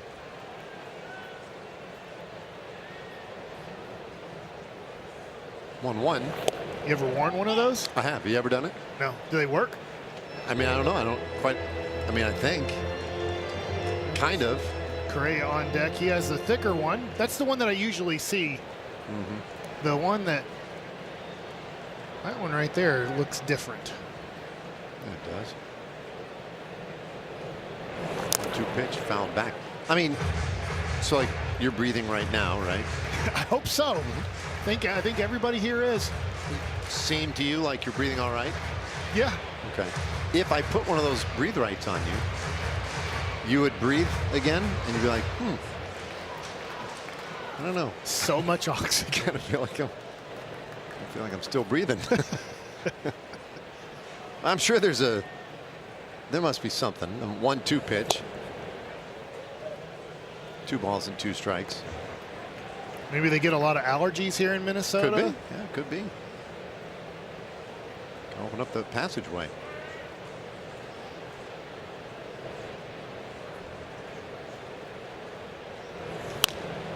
And this one out to right field. Caught out there by Garcia. And Jeffers retired. 2 away. And so here comes Correa. I was going to make some sort of whiff joke playing off your standard whiff play when Rangers pitchers are racking up the strikeouts, but it's not been a real big strikeout night tonight. But you would think maybe that breathe right could lead to increased whiff. That's what pitchers want, not hitters. Yeah. Strike 1 on Correa. He had a double in the 4th inning. 1 for 3.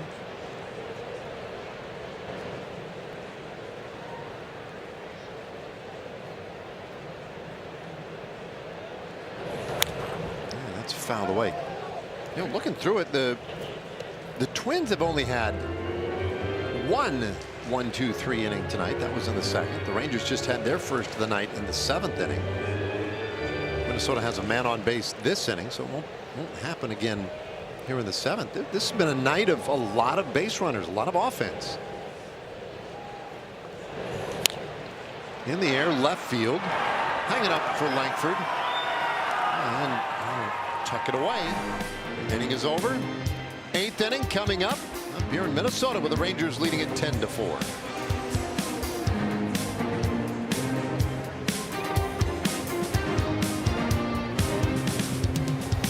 Rangers lead by 6 here at the top of the 8th inning. Now, Dave and Mike, you guys were wondering why Carlos Correa has a nose strip on, and according to Twins reporter Audra Martin, Correa's had a couple of nose surgeries, deviated septum, sinus stuff, but he still can't breathe great, so they're basically heavy-duty breathe right strips, but instead of just sticky stuff, they actually use magnets to open up the airway. So, there you go. Magnets? Magnets. Wow. Huh, it's intense. Does he have metal in his face? I don't know, but that ball's just smoked out to left field, and it is gone. Well, the home run ball has visited in these late innings. Langford with his 12th of the year.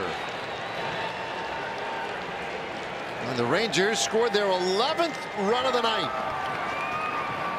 What an outburst. That ball's crushed. That ball runs to the inner part of the plate, and Langford gets the barrel to the ball.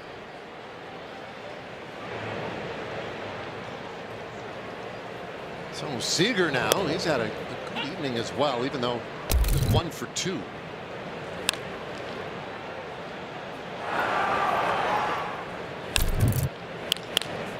This is looped out into left field. That drops in for a hit. Seager with his 2nd hit of the night.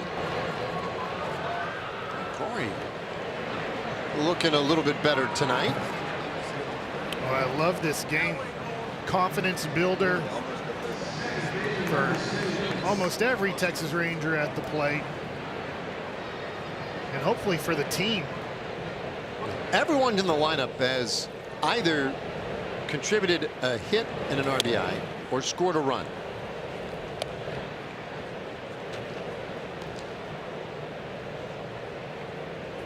Semien is 1 for 4 with a run scored.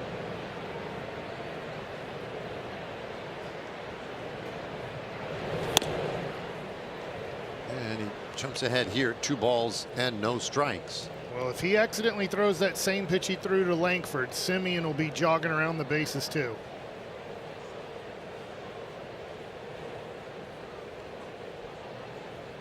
(2-0). And it's tapped foul.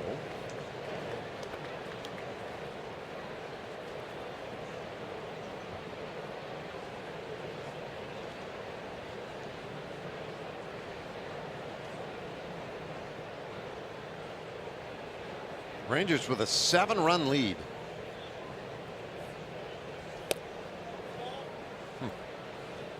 Pretty good pitch there from Alcala. 3-1. Just have to remember who the umpire is and when you kind of have a hitter zone or a pitcher zone. I mean, it's been consistent tonight. Yeah. Been a couple misses. That's way in, and that's ball 4. Semien is on for a second time. 2-man aboard. We have time for Baylor's Scott and White Health. Get the back care you need and get back to life fast. Well, that is kind of my thing. Healthcare that keeps you in motion. It's not complicated. So a home run, a base hit, a walk. Good start to this 8th inning. We'll see if Jake Burger can keep it going. And he rips that one out over third, but foul. Strike 1. New piece of wood. Yeah.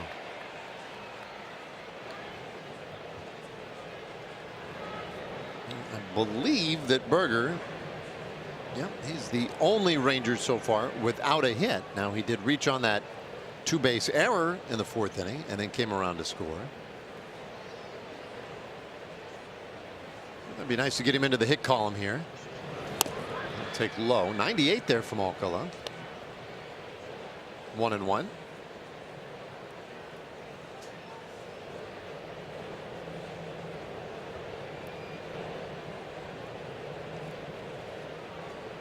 The Twins are back home. There's a swing and a miss. They had a long road trip. A 3-city trip the end of May, beginning of June. And this will wrap up their homestand. They had Toronto for 3. They lost the series though, dropped 2 out of 3. Now the Rangers trying to take the opening game of this 3-game series. A very streaky Twins ball club, a Rangers team that has just kind of bounced around, hovered around that 500 mark for the most part. Trying to catch their stride, the 2-2, and that's bounced into left field, base hit. Burger is in the hit column, and the Rangers have the bases loaded.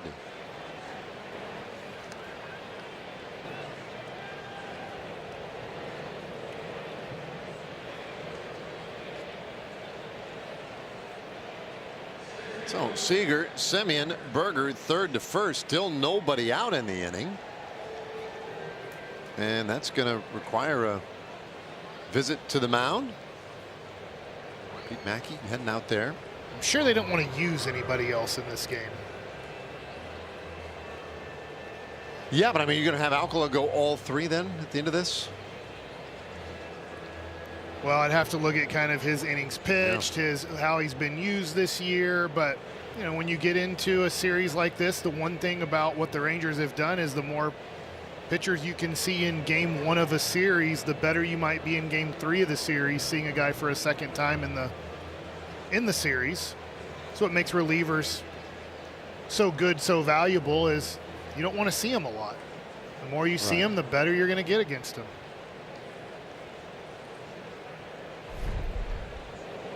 So home run in the 6th inning from Evan Carter, 2-run shot. Fouls the first pitch back here for strike one.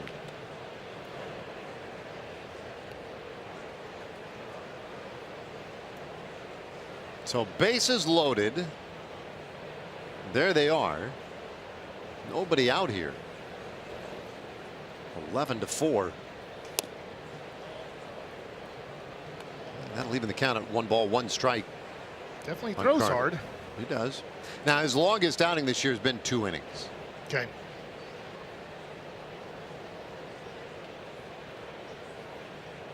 This ball hit hard into right field. That's a base hit. Seager scores. Semien to third. The Rangers going station to station. But it's another RBI for Evan Carter, and it's a 12-4 Rangers lead. Doesn't this open up the position player pitcher now? Yes, it does. Yep, an 8-run margin now. It's a good job of hitting. After 99 in, a hanging breaking ball hits a rocket into right field.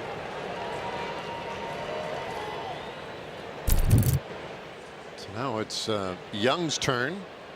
See if he can take advantage of the crowded bases. And he fouls one back.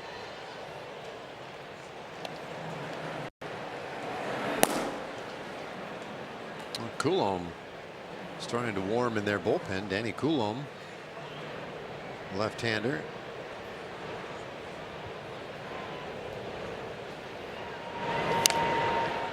In the air down the right side, fouling out of play. Does that surprise you a little bit?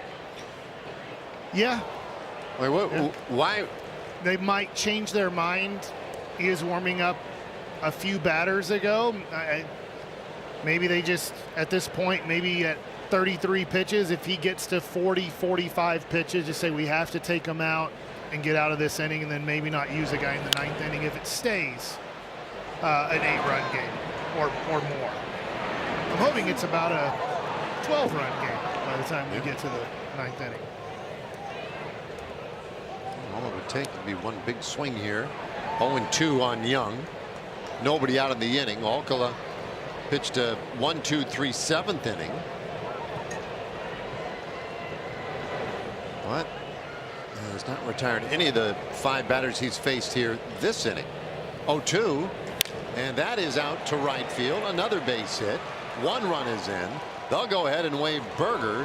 He scores. Into second base, Young with a 2-run double. It's 14-4. Rangers just pouring it on. This is fun. It's been a while. Good job of hitting. That ball's on the edge. Young's done a good job tonight of hitting some pitchers' pitches too. Is that a perfect pitch? No, it's not a perfect pitch, but half of the ball's off the plate there, and he goes with the pitch. Talked about him letting get the ball a little bit deeper early in the game, and it's paid off as the game's progressed. Yeah, I liked his at-bats tonight. Garcia, he's had some good at-bats. It's interesting. Baldelli down into the tunnel there a little bit to have a word with Jace Tingler, his bench coach. This ball fouled over the right side and up into the press box where it looked like Jared Sandler. I don't think he got it cleanly. I just hope he didn't get hurt. He ended up throwing it back to a kid down below, but that came right at him. 0-2 pitch, and that's fouled. Yeah. Souvenir Sandler. Souvenir Sandler. Man alive. Next to Kennedy Landry. I think he took it off his right shoulder.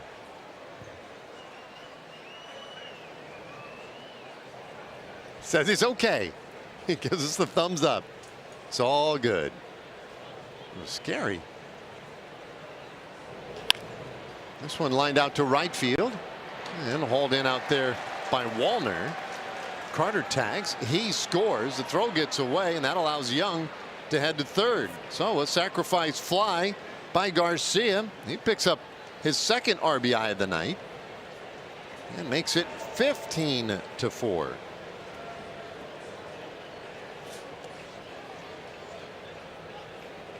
Yeah. See the more important play here. This is the foul ball a moment ago. And oh, wait a minute. I swear Jared was. Oh, there he is. Yeah, there he is. Oh. Gosh, I thought he'd be saving his laptop. How much he's on that? Oh.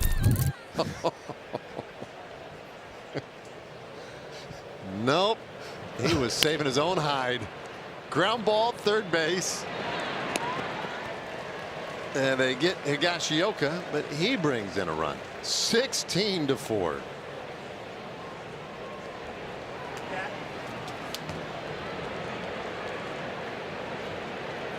And now Baldelli heads out there. Position player time. It's got to be, right? Just don't know why you would burn any more pitching. 6 runs in the inning, 2 outs. We'll hang here in suspense, trying to figure out who he will use when we come back.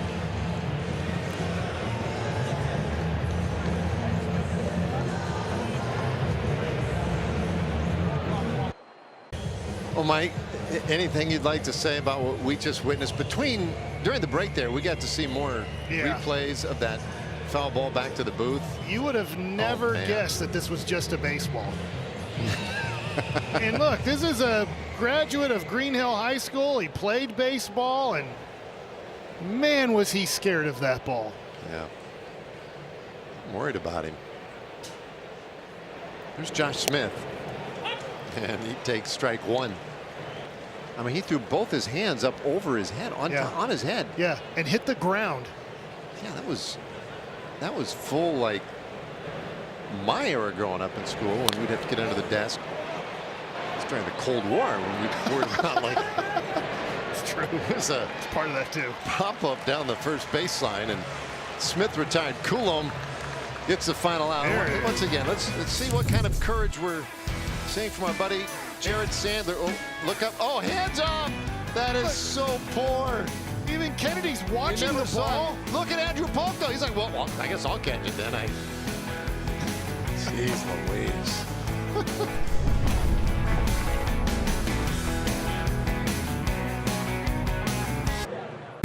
This copyrighted telecast is presented by authority of Rangers Television, LLC, and may not be reproduced or retransmitted in any form, and the accounts and descriptions of this game may not be disseminated without the express written consent of Rangers Television, LLC. Cole Winn on the mound for the Texas Rangers, making his 6th appearance of the year. No ERA in the majors, and no ERA in the minors this year. You're doing something right. Slipped on that. Mike Maddox looking out there.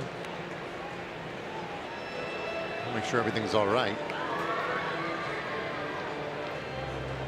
Got on the Jordan 1s. Those are sweet. I do like those.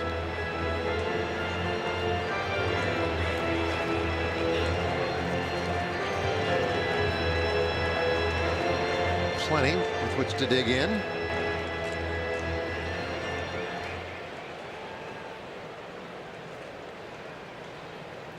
Wallner waits, and he bounces this one right side of the infield. Good pick over there by Smith. And he'll take it himself. 1 away. Gives us a chance here for Kia.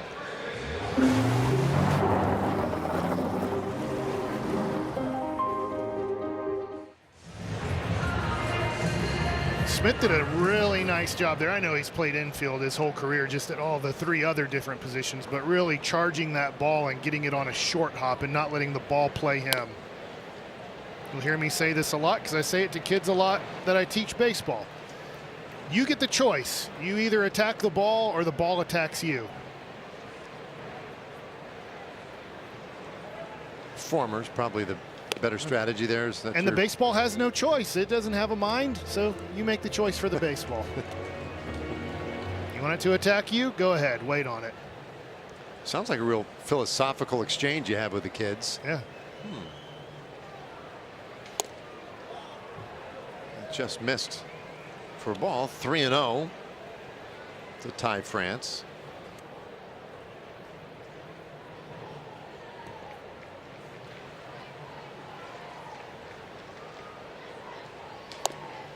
That's ball 4. So Winn missing with 4 straight. puts a base runner on in the 8th inning. So Sam Haggerty is coming to take over at second base, giving Simeon the rest of the night off. Ezekiel Duran at shortstop, so Seager can call it a night.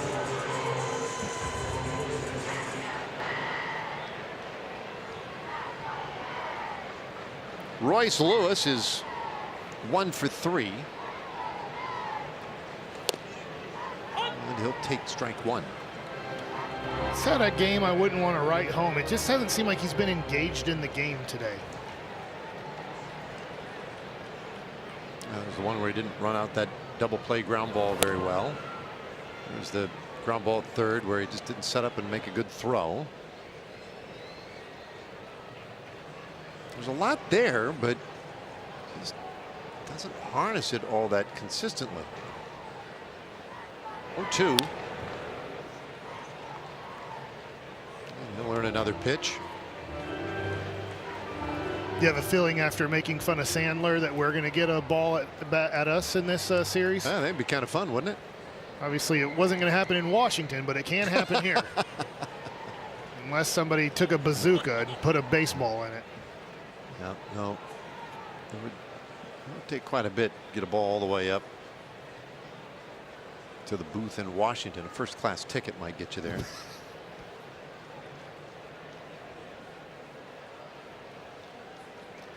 Oh, 2.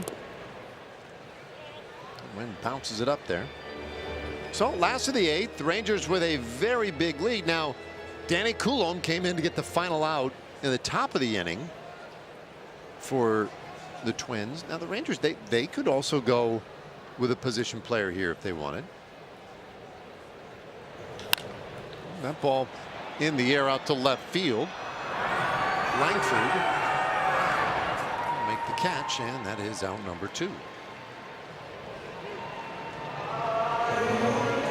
I know you're up 16-4. I would not take that risk in the 9th inning. I just would not want the Twins on 6 lob pitches to get 6 hits. Yeah. And I know, hey, it would probably be at that point 16-8, but I don't want that scenario. Bouncer right side. Haggerty lobs it over to first, and the inning is done. Castro retired. 9th inning coming up. Nice job by Wynn. Keeps that ERA right where it was. 16-4 Rangers.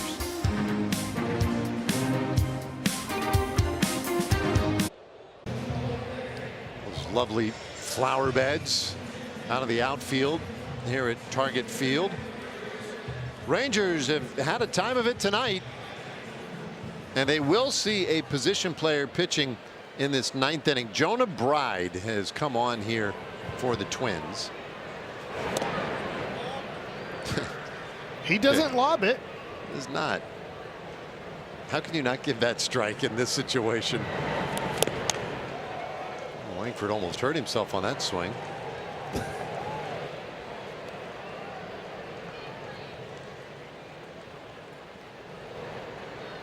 So 16-4. And there's a ground ball through the left side, a base hit for Langford. Well, this is a little bit different from position players. Now they're taught to throw the ball. They try to throw it under 50 miles an hour. But he's kind of throwing more batting practice speed at 74. He slid that ball a little bit. It's a second major league pitching appearance for Bride. He pitched earlier this year. Misses with ball 1. Went 2 innings.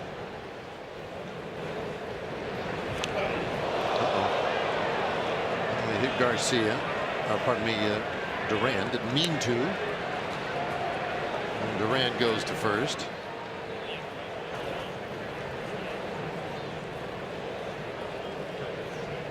I suppose for a hitter, that's kind of a bummer, right? Yeah, and I don't even think you want to get hit by 74. Not that it hurts that bad, but it's still not fun. Yeah, it can't be fun. Plus, I think you just want to hit. This is batting practice. Haggerty shoots that one foul.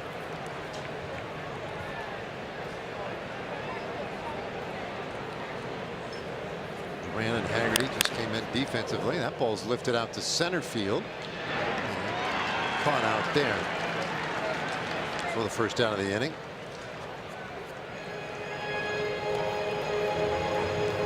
So here comes Jake Burger now.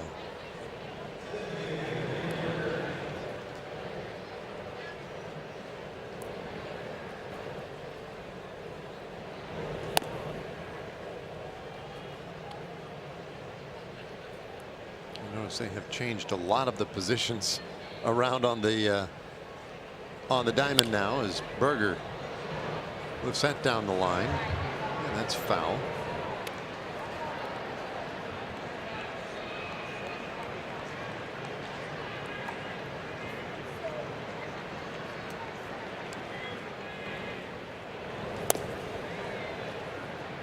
And Burger's laughing. He got a slider there. I want to see the knuckleball.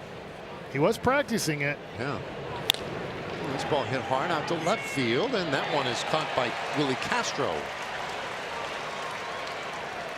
It's always the most amazing thing to me. The Rangers crush, what was it, 4 major league pitchers from the Twins, and right now there's 2 outs in this inning and no runs scored.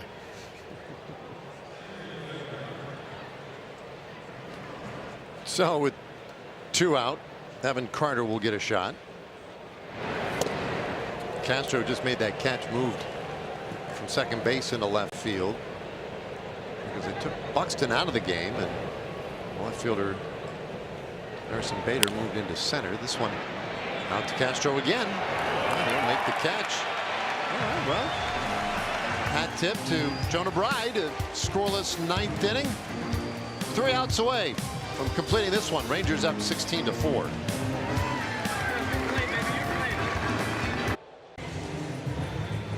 Caleb Bosley will pitch this 9th inning for the Rangers with a 12-run lead. It'll be his 11th appearance of the year. Think he has any family in town? They're not far away. Yeah, I mean, I would think he might.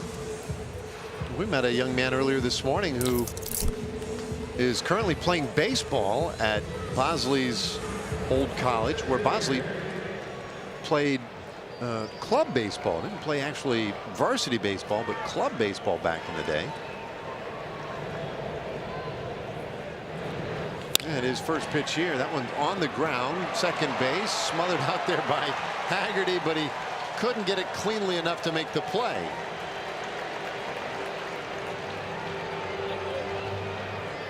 So Bader, an infield hit. And I love the effort in this game.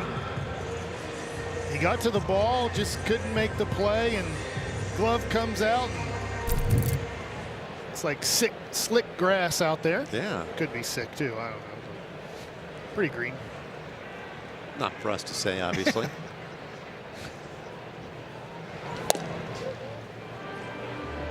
So Jonah Bride batting here for Buxton. We're in Buxton's spot. Osuna came in to play right field, so Garcia's day done just a little bit early.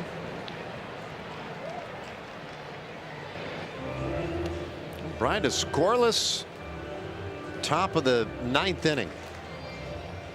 A rare pitcher getting at bat here, even though he's not really a pitcher, more an infielder. Tonight he's a pitcher. Bosley's 1-1, and that's up the middle. Haggerty will go to the bag for 1, on to first in time for the double play.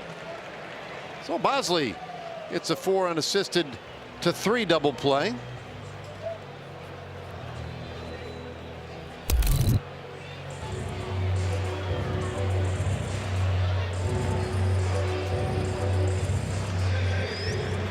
Well, this shows you the value of Haggerty. If you didn't know, he can play second base. I think he's going to be on the team the rest of the year. He's a valuable piece so far after getting called up from AAA. Yeah, there's a lot to like. I like just the basic energy with which he plays and the positive energy in the clubhouse around the ball club. But gets good at bats. help you out in the outfield or the infield. Bosley off the plate with that one. Falls behind Cody Clemens. 2-0.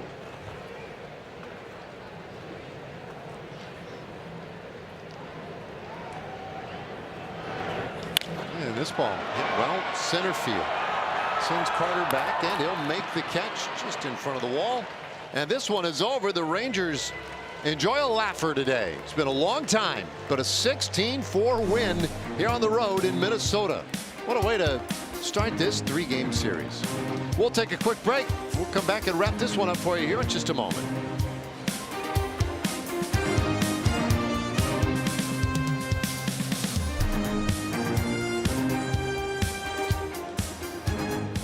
Brought to you by